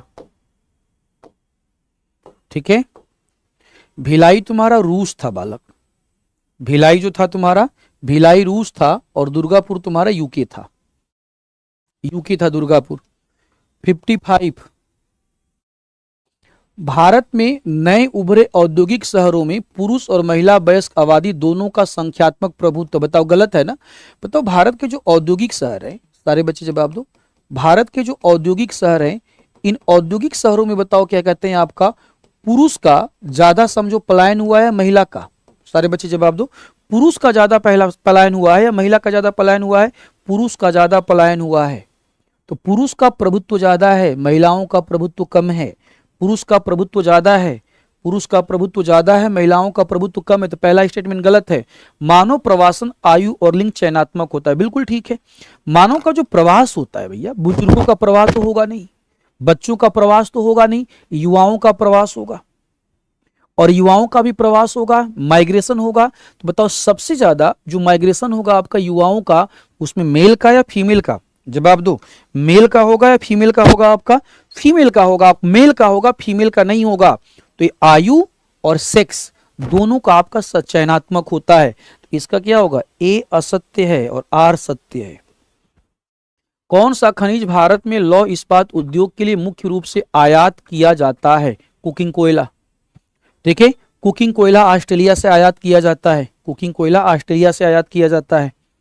भारत का पहला इस्पात संयंत्र जो तट रेखा पर है, विशाखापट्टनम, विशाखापट्टनम इस्पात संयंत्र आपका, और इसे आपका पूरी तरह से आयात के लिए बनाया गया है, पूरी तरह से आयात के लिए बनाया गया है, पूरी तरह से इसे आयात के लिए बनाया गया है। अरे सॉरी, गलती हो गया, निर्यात के लिए बालक, पूरी तरह से निर्यात के लिए बालक, सॉरी, क्षमा प्रार्थी हैं हाथ जोड़ के आपसे, ये निर्यात के लिए बनाया गया है, आयात के लिए नहीं। भारत में पहला एल्युमिनियम उद्योग, समझो, भारत में पहला एल्युमिनियम उद्योग क्या कहते हैं आपका, कहां पे, तो 1937 में जेके नगर पश्चिम बंगाल, जेके नगर पश्चिम बंगाल। कोरबा में भारत एल्युमिनियम कंपनी लिमिटेड को बॉक्साइट की आपूर्ति किन क्षेत्रों से प्राप्त होती है? ठीक है, अमरकंटक का समझो, अमरकंटक का क्षेत्र आपका कोरबा में, अमरकंटक का क्षेत्र, अमरकंटक के क्षेत्र से प्राप्त होता है। चलिए, निम्नलिखित कथनों पर विचार कीजिए। नेशनल एल्युमिनियम कंपनी नालको की स्थापना उड़ीसा के कोरापुट जिले के दमनगुंजी क्षेत्र में की गई, दमनगुंजी क्षेत्र में की गई। बिल्कुल ठीक है, बिल्कुल ठीक है। हिंदुस्तान कॉपर लिमिटेड भारत में एकमात्र लंबवत एकीकृत तांबा उत्पादक है जो खनन से लेकर, यस, हिंदुस्तान कॉपर लिमिटेड समझो, हिंदुस्तान कॉपर लिमिटेड क्या कहते हैं, कॉपर लिमिटेड खनन भी करता है, प्रसंस्करण भी करता है, खनन भी करता है, प्रसंस्करण भी करता है और बेचता भी है। आपका तीनों केस होता है, तो आंसर हो जाएगा सी। निम्नलिखित में से कौन सा कच्चा माल सीमेंट उद्योग पर निर्भर करता है? अभी मैंने बताया चूना पत्थर। सीमेंट उद्योग का कच्चा माल कौन है, जल्दी बोलो, सीमेंट उद्योग का कच्चा माल कौन है? चूना पत्थर, जल्दी बोलो, हाँ या ना। अगला, पेट्रोनेट एनएलजी लिमिटेड, पेट्रोलियम पर आधारित समझो आपका एलएनजी, ठीक है, पेट्रोलियम पर आधारित एलएनजी समझो आपका, ठीक है। कौन सा कथन सही है, कौन सा कथन सही है? तो यह गेल, ओएनजीसी और बीपीसीएल द्वारा प्रचारित एक संयुक्त उद्यम है, ठीक है। आगे बढ़ेंगे। 63 कह रहा कि चलो, तेल और प्राकृतिक गैस आयोग, तेल और प्राकृतिक गैस आयोग समझो, तेल और प्राकृतिक गैस आयोग, ए का हो गया 4, डी का हो गया 1, मिलाओ जरा, ए का 4, डी का 1, ए का 4, डी का 1, ए का 4, डी का 1, बी का तुम्हारा हो गया 3, मिलाओ जरा, बी का हो गया 3, तो सी का हो जाएगा तुम्हारा 2, सी का हो जाएगा 2, मिला लो जरा इसे, सी का हो जाएगा 2। 64 दूसरी पंचवर्षीय योजना के दौरान, मैंने क्या बताया अभी बोलो, दूसरी पंचवर्षीय योजना के दौरान किसको स्थापित किया गया? दूसरी पंचवर्षीय योजना के दौरान किसको स्थापित किया गया? बोकारो, मैंने बताया ना, दूसरी पंचवर्षीय योजना के दौरान, सॉरी, हाँ, बोकारो तुम्हारा तीसरी में था ना बालक, बोकारो तुम्हारा, बोकारो तुम्हारा थर्ड में था और ये तीनों क्या थे? सेकंड में थे। राउरकेला, भिलाई और दुर्गापुर ये सेकंड में थे, अब बोकारो तुम्हारा क्या था? थर्ड में था। एकीकृत इस्पात संयंत्रों के लिए SAIL, steel authority of India 1973 में बनी थी, स्टील अथॉरिटी ऑफ इंडिया 1973 में बनी थी। आगे बढ़ते हैं, कह रहा स्वर्णिम चतुर्भुज परियोजना से संबंधित कथनों में कौन सा गलत है? देखो, स्वर्णिम चतुर्भुज परियोजना, स्वर्णिम चतुर्भुज परियोजना ये 2001 में शुरू की गई और ये देश के 4 बड़े महानगरों दिल्ली, मुंबई, कोलकाता और चेन्नई, दिल्ली, मुंबई, कोलकाता और चेन्नई को आपस में जोड़ने वाली योजना है और ये लगभग आपका 5846 किलोमीटर की लंबाई की आपकी रोड बनानी थी और रोड बना करके चारों के चारों महानगरों को आपस में जोड़ना था, रोड बना करके चारों के चारों महानगरों को आपस में क्या करना था? जोड़ना था। इसे बोला गया गोल्डन आपका स्वर्णिम चतुर्भुज योजना। ऐसी ही योजना रेल के लिए बनाई गई, ऐसी ही योजना रेल के लिए बनाई गई। रेल के लिए जो योजना बनेगी उसका नाम रखा गया डायमंड क्वाड्रिलेटरल योजना, हीरक चतुर्भुज योजना। तो याद रखना, जब स्वर्णिम चतुर्भुज योजना आएगा तो सड़क और जब आपका हीरक चतुर्भुज योजना आएगा तो रेल। इसका आंसर हो जाएगा सी।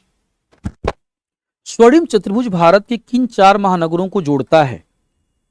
दिल्ली, मुंबई, चेन्नई, कोलकाता, दिल्ली, मुंबई, चेन्नई, कोलकाता। कौन सा वर्गीकरण भारत के सड़कों की श्रेणी में नहीं है? देखो, भारत में सड़क की बातें करोगे ना, सड़क की बातें करोगे तो एक है राष्ट्रीय राजमार्ग, नेशनल हाईवे, राष्ट्रीय राजमार्ग ये 2% है, एक है राज्य राजमार्ग,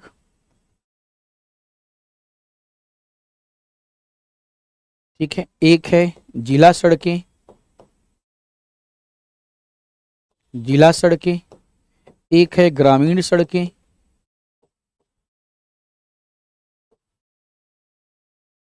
ग्रामीण सड़कें, ठीक है, एक है तुम्हारा एक्सप्रेसवे और एक है तुम्हारा border road, BR, border road या सीमा सड़कें, सीमा सड़कें। Expressway national highway authority of India, NHAI, NHAI। ग्रामीण सड़कों को आपका समझो पंचायतें, आपका जिला सड़कों को जिला परिषद, राज्य सरकार को राज्य सरकारें और राष्ट्रीय राजमार्ग को NHAI, ठीक है। तो इसका आंसर हो जाएगा डी। सूची एक को सूची दो से सुमेलित कीजिए, ठीक है, सूची एक को सूची दो से आपका सुमेलित कीजिए, ठीक है। तो ए का हो जाएगा 2, ठीक है, बी का हो जाएगा 1, ये सब याद करने वाला है, सी का हो जाएगा 3 और डी का हो जाएगा 4, डी का हो जाएगा 4, ये सब याद करने वाला है, रटने वाला है। दिल्ली देहरादून एक्सप्रेसवे जिसका मध्य 2025 तक पूरा होना तय है, एक पर्यावरणीय अनुकूल विशेषता यह क्या है, ठीक है, यह क्या है, इसकी बातें कर लेते हैं आपका, ठीक है। तो ये क्या है तुम्हारा आपका कि वास्तव में ये एक वन्यजीव गलियारा है, ये वाइल्ड लाइफ कॉरिडोर है, वाइल्ड लाइफ कॉरिडोर है। वाइल्ड लाइफ कॉरिडोर का मतलब क्या हुआ, वन्य जीवों के संरक्षण के लिए एक रीजन बनाया जा रहा है जहां पे वन्य जीवों का संरक्षण किया जाएगा। इसे माना जा रहा है कि एशिया का सबसे बड़ा वाइल्ड लाइफ कॉरिडोर है। आंसर हो जाएगा बी, आंसर हो जाएगा बी। दिल्ली के द्वारका एक्सप्रेसवे को भारत के पहले राजमार्ग स्तर से सुशासित किया जा रहा है। समझो AI बेस है यह, समझो ये AI बेस है आपका, आर्टिफिशियल इंटेलिजेंस बेस है, ये AI बेस है आपका, आर्टिफिशियल इंटेलिजेंस बेस है आपका। आप सब क्वेश्चन का आंसर दे रहे हो, अच्छा मैं ना दूं आंसर, आप देंगे आंसर? मैं सब क्वेश्चन का आंसर दे तो मैं ना दूं आंसर, तुम दोगे क्या आंसर? और तुम आंसर दोगे तो तुम ही दे दो भाई, तुम आंसर दोगे तो तुम ही दे दो। एक कह रहा है कि सर सबका आंसर आप ही दे रहे हैं, तो भैया सबका आंसर हम नहीं देंगे तो कौन देगा? तुम दोगे। अगर तुम सबका आंसर दोगे तो कोई बात नहीं, हम वेट कर लेते हैं। सबका आंसर तुम ही दे दोगे तो कोई बात नहीं, हम वेट कर लेते हैं। चलो 72, सतत परिवहन मिशन को हाल ही में NAPCC के तहत शामिल किया गया था, कौन सा मंत्रालय? सिंपल सी बात है, परिवहन की बातें कर रहा है। समझो ये किसकी बातें कर रहा है आपका, परिवहन की बातें कर रहा है। तो परिवहन की बातें जब करेगा तो सिंपल सी बात है, सड़क परिवहन और राज मंत्रालय होगा। जहां भी सड़क की बातें होंगी आपका सड़क परिवहन राज मंत्रालय होगा, सड़क परिवहन क्या होगा, राज मंत्रालय होगा, ठीक है। आगे कोंकण रेलवे, समझो क्या कहते हैं, कोंकण रेलवे की बातें करें आपका, तो कह रहा है कोंकण रेलवे की बातें तुमको करें, समझो आपका। तो कोंकण जो रेलवे कोंकण तट पर है, कोंकण तट कौन सा है? महाराष्ट्र हो गया, गोवा और कर्नाटक वाला रीजन हो गया। कोंकण तट तुम्हारा महाराष्ट्र गोवा और कर्नाटक वाला रीजन हो गया, महाराष्ट्र कर्नाटक और गोवा वाला रीजन हो गया, उसको हम कोंकण क्षेत्र बोलते हैं, ठीक है, कोंकण क्षेत्र बोलते हैं। अब सोचो क्या है आपका, ये महाराष्ट्र के रीजन की बात करो तो पश्चिमी घाट का रीजन है, बताओ। तो पश्चिमी घाट का रीजन है भाई, तो पश्चिमी घाट पे वर्षा तो ज्यादा होती है, पश्चिमी घाट है तो पश्चिमी घाट का वर्षा, पश्चिमी घाट पे वर्षा ज्यादा होती है। पर्वत है आपका, उबड़ खाबड़ रीजन है, तो बताओ कई सारे आपके पुल बनाने पड़ेंगे कि नहीं बनाने पड़ेंगे? तो इस रेलवे के लिए कई सारे पुल बनाए गए हैं, कई सारे पुल बनाए गए हैं। कह रहे हैं कि 200 किलोमीटर प्रति घंटा, अरे भैया उबड़ खाबड़ है, उबड़ खाबड़ है। 200 किलोमीटर प्रति घंटा बुलेट ट्रेन चलाना चाहते हो? 200 किलोमीटर प्रति घंटा तुम्हारा आपका बुलेट ट्रेन चलाना चाहते हो क्या? देखिए इतना तेज क्या कहते हैं जो रेलवे है भारत में, उस समतल मैदान में नहीं चलती है, तो तुम कहां से ऊपर चला दोगे? तो ये गलत हो जाएगा। आंसर होगा 1 और 2, आंसर हो जाएगा 1 और 2। वर्तमान में भारत में कितने रेलवे जोन हैं? ये तो फैक्ट है तुम्हारा, ठीक है, ये तो फैक्ट हो जाएगा। रेलवे जोन को उसके आंचलिक मुख्यालय के साथ सुमिलित करो। चलो बताओ जरा, ठीक है, उत्तरी रेलवे, उत्तरी रेलवे, जल्दी बोलो, उत्तरी रेलवे, ठीक है, ईस्ट कोस्ट रेलवे, ठीक है, ईस्ट कोस्ट रेलवे, दक्षिणी रेलवे और कोंकण रेलवे। चलो मिला लेना जरा, मिला लो जरा, तो मिला लो जरा। अटल सुरंग, ठीक है, बातें कर अटल सुरंग आपका ये कहां पे, पीर पंजाल के रीजन में 3000 मीटर की ऊंचाई पर, 3000 मीटर की ऊंचाई पर आपका, ठीक है। अगला, भारत में पाइपलाइनों का उपयोग किसके लिए किया जाता है भाई? पाइपलाइन का उपयोग किया जाता है तेल और प्राकृतिक गैस के लिए। पाइपलाइन का उपयोग किया जाता है आपका तेल और प्राकृतिक, तेल और तरल पदार्थ और गैस के लिए, तरल पदार्थ और गैस के लिए। कौन सी भारत की पहली क्रॉस कंट्री गैस पाइपलाइन है? HBJ, याद रखना, HBJ हजीरा विजयपुर जगदीशपुर, HBJ हजीरा विजयपुर जगदीशपुर तुम्हारा जो पाइपलाइन है आपका, ये पहली क्रॉस कंट्री ट्राइस लाइन है। भारत में सबसे लंबा अंतरदेशीय जलमार्ग NW1 नेशनल वाटरवे 1, ये कहां तक है? प्रयागराज से हल्दिया तक। ये प्रयागराज से कहां तक है? प्रयागराज से हल्दिया तक है। मोदी जी ने बढ़ाकर कहां तक कर दिया? काशी तक कर दिया। ठीक है, मोदी जी काम करते रहते हैं, मोदी जी काम करते रहते हैं। ठीक है, इसका आंसर हो जाएगा ए। कथनों का मूल्यांकन करें और कौन सा संयोजन सही है? हल्दिया डॉक कॉम्प्लेक्स में विशेष रूप से कोलकाता के बंदरगाह पर भीड़भाड़ कम करने के लिए चालू किया गया। बिल्कुल ठीक है।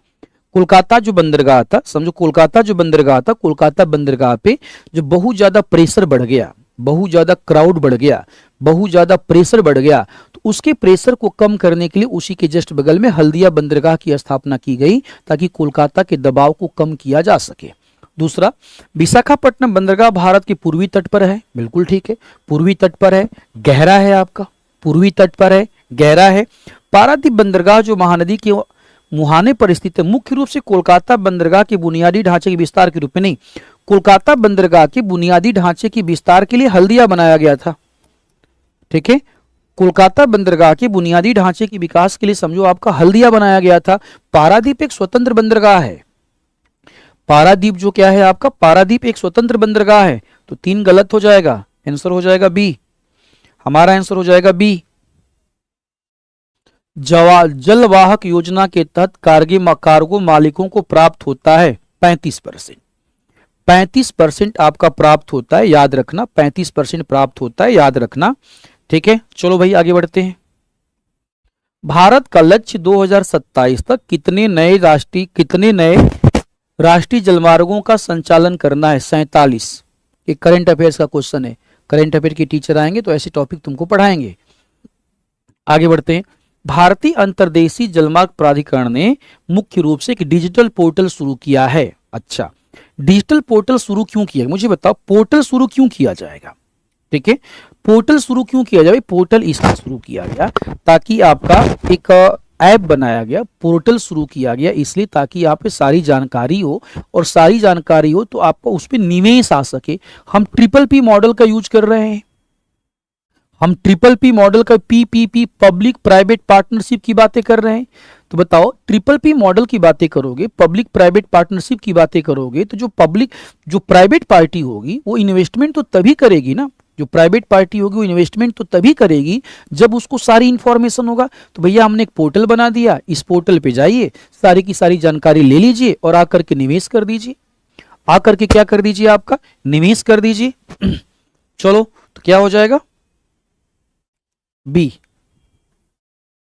उड़ान योजना के तहत बिहार, समझो उड़ान योजना क्या है, समझो ये भी जानो। उड़ान योजना, इसका पूरा नाम है उड़े देश का आम नागरिक। उड़ान योजना, उड़े देश का आम नागरिक। ठीक है, ये क्या है आपका? सस्ते दर पर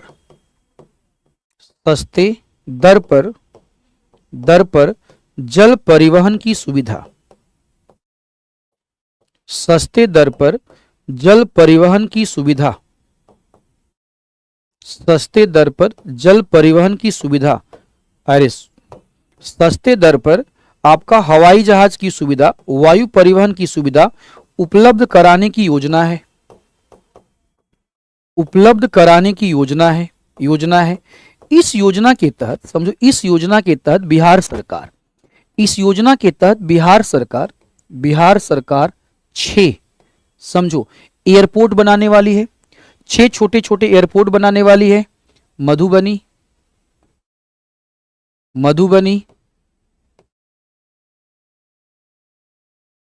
ठीक है, एक मधुबनी है, ठीक है, एक तुम्हारा मुजफ्फरपुर है, एक बीरपुर है,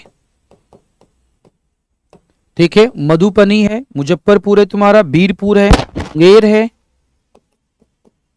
मुंगेर है, वाल्मीकि नगर है, ठीक है, मुंगेर हो गया तुम्हारा, वाल्मीकि नगर हो गया, और एक सहरसा हो गया, ये 6 जो एयरपोर्ट है, बिहार सरकार यहाँ पे 6 एयरपोर्ट बनाने वाली है। 6 एयरपोर्ट यहाँ पे बनाने वाली है बिहार सरकार, ठीक है। उसी में से पूछा हुआ है तो आंसर हो जाएगा सी, मुजफ्फरपुर। पूर्वोत्तर और पूर्वी क्षेत्रों में भारत की नई हवाई अड्डा पहलों को ध्यान में रखते हुए निम्नलिखित कथनों की सटीकता का मूल्यांकन करें। असम में ग्रीनफील्ड हवाई अड्डे के लिए आधारशिला 1 दिसंबर 2025 को निर्धारित की गई। 2025 को क्या की गई, आपका निर्धारित की गई, ठीक है, बिल्कुल ठीक है। पूरी जगन्नाथ ग्रीनफील्ड हवाई अड्डा आपका 2021 आपका, आंसर हो जाएगा सी। देखो ग्रीनफील्ड हवाई अड्डा क्या है, सुन लो पहले, नहीं, ग्रीनफील्ड हवाई अड्डा क्या है? ग्रीनफील्ड हवाई अड्डा एक ऐसे हवाई अड्डे होते हैं जहां पे कार्बन के उत्सर्जन को कम करने के लिए नई इंजीनियरिंग, नई तकनीकों का उपयोग किया जाता है। राजीव गांधी हवाई अड्डा भारत का पहला, समझो आपको, एशिया का पहला ग्रीनफील्ड हवाई अड्डा था। भारत का पहला और एशिया का पहला ग्रीनफील्ड हवाई अड्डा था।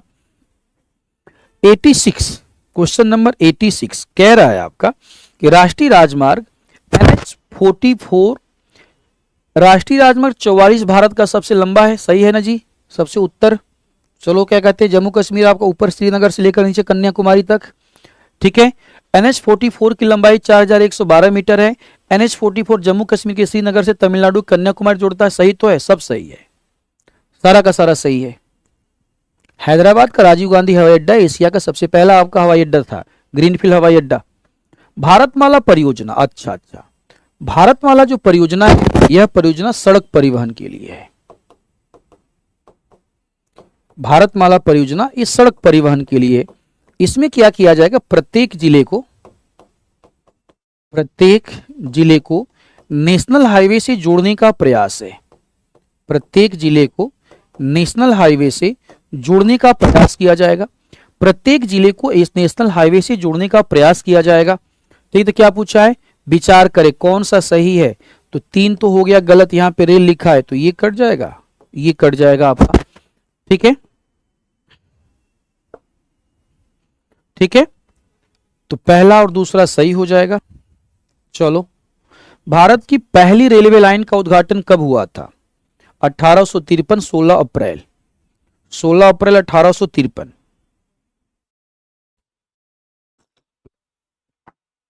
आगे बढ़ते हैं। कौन सा रेलवे प्लेटफॉर्म वर्तमान में दुनिया का सबसे लंबा रेलवे प्लेटफॉर्म है? बताओ, दुनिया का सबसे लंबा रेलवे प्लेटफॉर्म कौन सा है? बताओ जरा सा, क्या कहते हैं? Shri सिद्धारूढ़ा Swami ji Hubli railway station. सागरमाला परियोजना, सागरमाला जो परियोजना है ना, सागरमाला जो परियोजना है, ये तुम्हारा जल परिवहन के लिए है। सागरमाला जो परियोजना है, सागरमाला परियोजना तुम्हारा क्या कहते हैं, आपका जल परिवहन के लिए है, ठीक है। सागरमाला परियोजना में क्या किया जाएगा, ठीक है, नए बंदरगाह का निर्माण, समझो, पुराने की क्षमता में वृद्धि, सभी बंदरगाहों को आपस में जोड़ना, सभी बंदरगाहों को आपस में जोड़ना, सभी बंदरगाहों को आपस में जोड़ना, सभी बंदरगाहों को आपस में जोड़ना, सभी बंदरगाहों को आपस में जोड़ना, समझो, आपस में जोड़ना। आई बात समझ में? ठीक है, तो इसका कह रहा है कि इसका मुख्य उद्देश्य केवल बंदरगाहों का आधुनिकीकरण, गलत है, ठीक है। बंदरगाहों का आधुनिकीकरण करना भी है और नए बंदरगाहों की स्थापना करना भी है, नए बंदरगाहों की स्थापना करना भी है, तो 2 गलत हो गया आपका। आंसर क्या हो जाएगा, 1 और 3। अगला, कर कि प्राचीन भारत में, लो भाई इतिहास का क्वेश्चन आ गया, कोई बात नहीं, चलो आज इतिहास का क्वेश्चन भी देख लेते हैं। प्राचीन भारत में नगर योजनाएं कुछ पूर्व निर्धारित विचारों के अनुसार सार्वजनिक स्वास्थ्य के उच्च मानकों के साथ निर्धारित की गई थी, सही है या? उच्च मानकों के साथ निर्धारित की गई थी, आपका ये सही है भाई। गलियां आपका चौड़ी चौड़ी थी, पीछे खिड़की खुला करते थे, पीछे खिड़की खुला करते थे, सड़कें एक दूसरे के साथ 90 डिग्री पर आकर के मिलती थी, सड़कें एक दूसरे के 90 डिग्री पर आकर के मिलती थी, घरों के पीछे आपके खिड़की खुला करते थे, नालियां चौड़ी चौड़ी थी, नालियां क्या थी? चौड़ी चौड़ी थी। तो ये स्वास्थ्य को ध्यान में रखकर ही किया गया ना, इस स्वास्थ्य को ध्यान में रखकर ही किया गया था। हड़प्पा की बात कर लो। हालांकि यह प्राचीन भारत में सामुदायिक स्वच्छता के प्रति निंदा को गलत है, सामुदायिक स्वच्छता के प्रति निंदा को दर्शाता है, सामुदायिक स्वच्छता के प्रति निंदा को दर्शाता है। ठीक है, तो क्या हो जाएगा? ए सत्य है, आर असत्य है।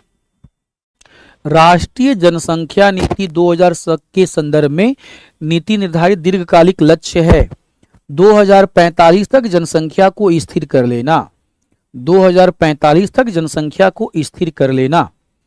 ठीक है, 2045 तक जनसंख्या को स्थिर कर लेना। लेकिन जो स्थिति लग रही है वो स्थिर होने वाली तो है नहीं। यही एक काम तो है जो हमने क्या कहते हैं बड़े मन से किया है और बड़े मन से जनसंख्या हमने बढ़ाया है। आई बात समझ में? ठीक है, आगे बढ़ते हैं। राष्ट्रीय जनसंख्या नीति 2000 के तहत निम्नलिखित में से कौन सा उद्देश्य नहीं है? वो कह रहा है कि पूरे भारत में अनिवार्य 2 बच्चों के मानदंड को स्थापित करना कर पाइएगा? कर पाओगे आप कि भाई भारत में केवल 2 ही बच्चे पैदा होना चाहिए? किसी ने किया था कि भारत में 2 ही बच्चे पैदा, भाई 3 हो गया तो गुनाह है, 3 हो गया तो। कोई बोलता है नहीं 4 हो गया तो। अब मान लो किसी को बेटी पैदा हो रही, 4 बेटी हो गया और 5वां बेटा हो गया तो दिक्कत है क्या? नहीं लागू कर सकते हो। भारत में माना जाता है कि बच्चा पैदा होना भगवान की देन है। भारत में माना जाता है कि बच्चा पैदा होना किसका देन है? भगवान का देन है। तो भगवान की देन अगर है तो आप कैसे निकाल सकते हो?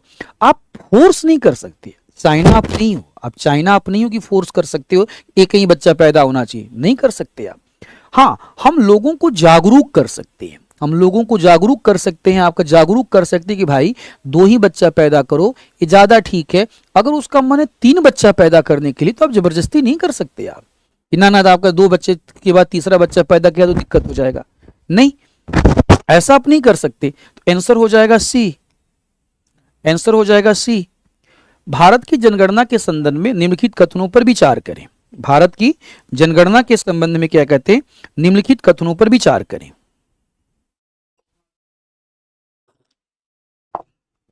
कह रहा कि 10 की जनगणना आयोजित करने की जिम्मेदारी गृह मंत्रालय और रजिस्टर जनरल जनगणना आयुक्त के पास है। बिल्कुल ठीक है। भारत में पहली अखिल जनगणना 1872 में की गई थी और उसका नाम था लॉर्ड मेयो। लॉर्ड मेयो था। 1872 में पहली जनगणना की गई और 1881 से हर 10 साल के बाद, 1881 के बाद क्या कहते हैं आपका, हर 10 साल के बाद क्या कहते हैं, हर 10 साल के बाद क्या होता है, जनगणना की जाती है। ठीक है ना, आंसर हो जाएगा 1 और 2।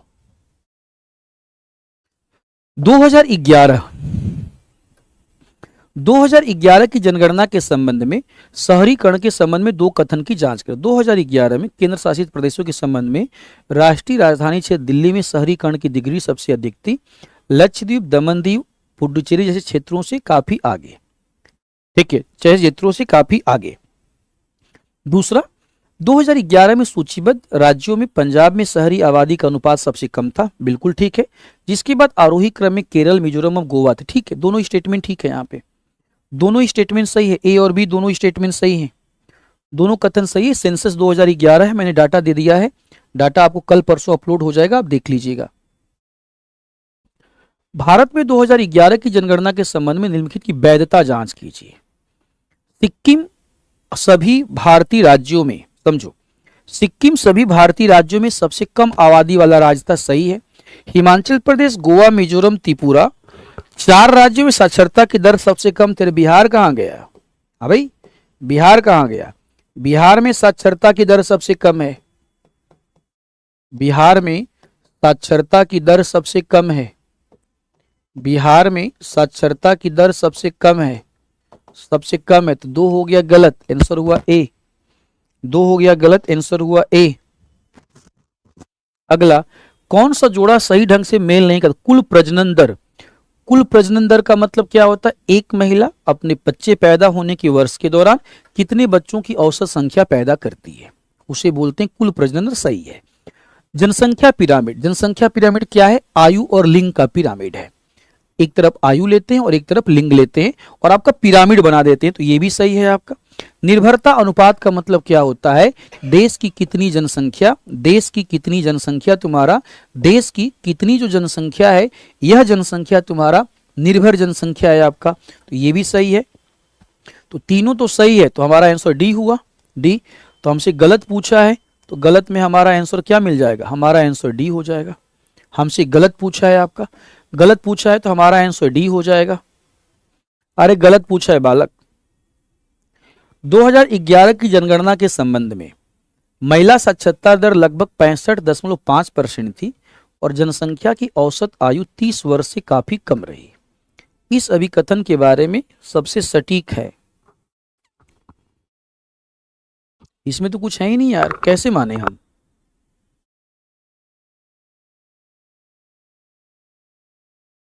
एक क्वेश्चन इनकम्प्लीट है बेटा, एक क्वेश्चन इनकम्प्लीट है। 4 में से पूछा है थोड़ी होगा यार, क्या कहते हैं, सबसे कम पूछा है तुम्हारा, क्या कहते हैं, सबसे कम पूछा तो बिहार को छोड़ दोगे तुम? सबसे कम पूछा है तो बिहार को छोड़ दोगे तुम? कैसे बिहार को छोड़ दोगे यार? नहीं देखेंगे फिर से। केजीएस यूजर तुमको फिर से ब्लॉक करवा दूंगा। तुम भी बहुत बदमाशी करते हो, मैं समझ रहा हूं आपका। ठीक है भाई, सबसे कम पूछा है तो सबसे कम पूछा है तो बिहार भी तो होना चाहिए ना जी। कैसे तुमको पता कि चारों में से ही पूछा है? सबसे कम पूछा तो सबसे कम क्या कहते हैं आपके, बिहार होगा ना जी। बदमाशी मत किया करो, ठीक है ना। ये कर दीजिए, वो कर दीजिए, ऐसा कर दीजिए, वैसा कर दीजिए, क्या है इसमें भाई? हिमाचल प्रदेश, गोवा, मिजोरम, त्रिपुरा, 4 राज्यों में से मिजोरम की साक्षरता दर सबसे कम थी। हिमाचल प्रदेश, गोवा, मिजोरम और त्रिपुरा, क्या इन चारों में से मिजोरम का सबसे कम था? क्या इन चारों में से मिजोरम का सबसे कम था? निकालो जरा आंकड़ा, निकालो जरा आंकड़ा, क्या कहते हैं? सबसे कम मिजोरम का था। हिमाचल, गोवा, मिजोरम और त्रिपुरा, क्या सबसे कम साक्षरता दर हिमाचल मिजोरम की थी? जल्दी बताओ। हाँ तो तुम ही लिख लो ना, मैं वेट कर रहा हूं। एक बार गूगल से सर्च मार लो, मैं वेट कर रहा हूं। मारो सर्च गूगल से। अरे 4 राज्यों में से मिजोरम का सबसे कम है, मैं वेट तो कर रहा हूं, मैं वेट तो कर रहा हूं। मिजोरम की साक्षरता सबसे कम है, मैं वेट कर रहा हूं। क्या? किसका? कैसे पता? कितना परसेंट है? सबसे कम है कि सबसे ज्यादा हुआ यार? 98%।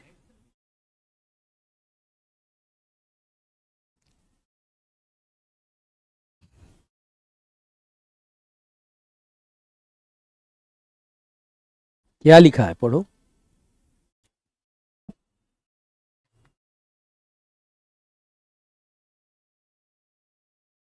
लिखा तो सबसे कम नहीं थी, नहीं लिखा है ना, सही तो है।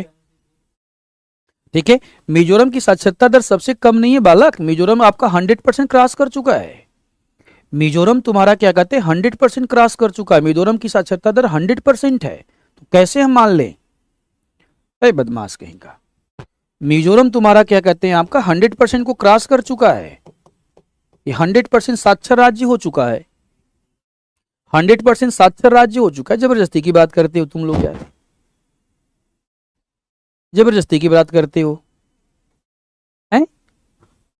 अरे हम समझा रहे हैं तो कुछ सोच के समझा रहे हैं ना। मिजोरम 100% साक्षरता दर वाला हो गया। सर एक बार देख लीजिए ना, 4 राज्यों में पूछा हुआ। अरे सर देख चुके, आप देख लीजिए, सर देख चुके हैं, आप देख लीजिए। इन 4 राज्यों में हिमाचल प्रदेश का सबसे कम है। इन 4 राज्यों में हिमाचल प्रदेश का सबसे कम है। बदमाश कहीं का, मार देंगे बुर्बक ना, एक तक्का चक्का आगे गिर जाओगे। लालू जी बोलते हैं ना, सबसे कम हिमाचल प्रदेश का है। हाँ ठीक है, मिजोरम 100% हो चुका है। भाई बदमाश, तुम लोग बहुत केवल क्लास को डिस्टर्ब करते हो। ये क्वेश्चन इनकम्प्लीट है, ये क्वेश्चन इनकम्प्लीट है, इसको हम कट कर रहे हैं। भारत की जनगणना 2011 के अनुसार कौन सा धर्म भारत के प्रमुख धर्मों में से सूचीबद्ध नहीं? बुद्ध धर्म, बुद्धिज्म। बुद्धिज्म को सूचीबद्ध नहीं किया गया है, बुद्धिज्म को सूचीबद्ध नहीं किया गया है आपका, बुद्धिज्म को सूचीबद्ध नहीं किया गया है। भारत में सबसे बड़े शहर बहुत तेजी से बढ़ रहे हैं, बिल्कुल सही है। सुनो, भारत में बड़े शहरों का निर्माण बहुत तेजी से क्यों हो रहा है? भारत सरकार ने दो काम किया, भारत सरकार ने दो काम किया आपका, भारत सरकार ने दो काम किया। पहला काम क्या किया? बड़े शहर बनाए और छोटे शहर बनाए। बड़े और छोटे शहर का जब निर्माण किया गया तो देखा गया कि जो छोटे शहर है वो मानकों को तय नहीं कर पाए। छोटे शहर का निर्माण पूरी तरह से सक्सेस नहीं रहा। छोटे शहर का जो निर्माण था, वो छोटे शहर का निर्माण समझो क्या कहते हैं, पूरी तरह से सक्सेस नहीं हो पाया। ठीक है, इसीलिए भारत सरकार ने क्या किया? बड़े शहरों को लिया और स्मार्ट सिटी बनाना स्टार्ट किया। बड़े शहरों को लिया और स्मार्ट सिटी बनाना स्टार्ट किया। तो भारत सरकार बड़े शहरों का निर्माण ज्यादा कर रही है क्योंकि छोटे शहर मानकों को पूरा नहीं कर पाए और छोटे शहरों का निर्माण जिन उद्देश्यों के साथ किया गया था वो पूरा नहीं हो पाया। जैसे राज्यों की भी बातें कर लेते हैं, हमने झारखंड बनाया, छत्तीसगढ़ बनाया, उत्तराखंड बनाया, छोटे छोटे राज्य बनाया कि इनका विकास हो पाएगा, क्या हो पाया? जवाब दो। हमने छोटे छोटे राज्य बनाया कि इनका क्या हो पाएगा? विकास हो पाएगा, लेकिन क्या वास्तव में इनका विकास हो पाया? इनका वास्तव में विकास नहीं हो पाया। तो उद्देश्य पूरा नहीं कर पाए, उद्देश्य जो है उद्देश्य पूरा नहीं कर पाए। तो सरकार ने सोचा कि जब ये उद्देश्य ही पूरा नहीं कर पाए तो क्यों ना हम बड़े शहरों की बातें करें। जब ये उद्देश्य ही नहीं कर पाए तो ये बड़े शहरों की बातें करें, हम बड़े शहरों का विकास किए। तो भारत सरकार लेकर के आती स्मार्ट मिशन, स्मार्ट सिटी क्या कहते हैं आपका, मिशन लेकर के आती है ताकि बड़े शहरों का विकास किया जाए। बड़े शहरों का क्या किया जाए? विकास किया जाए। इसका आंसर क्या हो जाएगा? इसका आंसर हो जाएगा ए। इसका आंसर क्या हो जाएगा? इसका आंसर हो जाएगा आपका ए हो जाएगा। इसका आंसर हो जाएगा ए। अब सुनो बालक, ठीक है, तो हमने क्या किया? इंडियन ज्योग्राफी के 300 क्वेश्चन हमने कर लिए, थोड़ा मोड़ा क्वेश्चन नहीं किया। 300 क्वेश्चन इंडियन ज्योग्राफी के, 150 क्वेश्चन आपका क्लाइमेटोलॉजी की, 450, 100 क्वेश्चन क्या कहते हैं ओशिनोग्राफी की, 550, 100 क्वेश्चन तुम्हारा क्या कहते हैं किसका, 100 क्वेश्चन आपका एस्ट्रोनॉमी का, 650, 200 क्वेश्चन जियोमॉर्फोलॉजी का, 850। तो अभी तक क्या कहते हैं हम 850 क्वेश्चन डिस्कस कर चुके हैं। अभी तक हम 850 क्वेश्चन डिस्कस कर चुके हैं। अभी तक 850 क्वेश्चन हम डिस्कस कर चुके हैं। आई बात समझ में? ठीक है, अब हम क्या करेंगे? 50 क्वेश्चन और लेंगे। हमने आपसे प्रॉमिस किया था कि 900 क्वेश्चन क्या कहते हैं हम डिस्कस करेंगे। 900 क्वेश्चन हम डिस्कस करेंगे। आपका 850 हम कर चुके हैं, 50 क्वेश्चन और डिस्कस करेंगे। अरे पटना ही तुम्हारा स्मार्ट सिटी बन रहा है, बाकी सबको तो छोड़ो। पटना ही तुम्हारा स्मार्ट सिटी बन रहा है, तुम्हारा स्मार्ट सिटी पटना ही बन रहा है, बाकी सबको तो छोड़ दो। आई बात समझ में?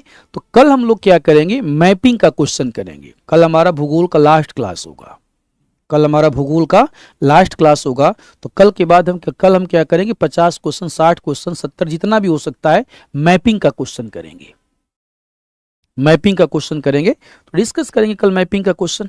ठीक है, तो चलिए आज का क्वेश्चन क्या कहते हैं आपका रहने दे, आज इतना ही। Thank you very much. अपना ध्यान रखिए, ख्याल रखिए, ठीक है, अच्छे से पढ़ाई कीजिए, मस्त रहिए।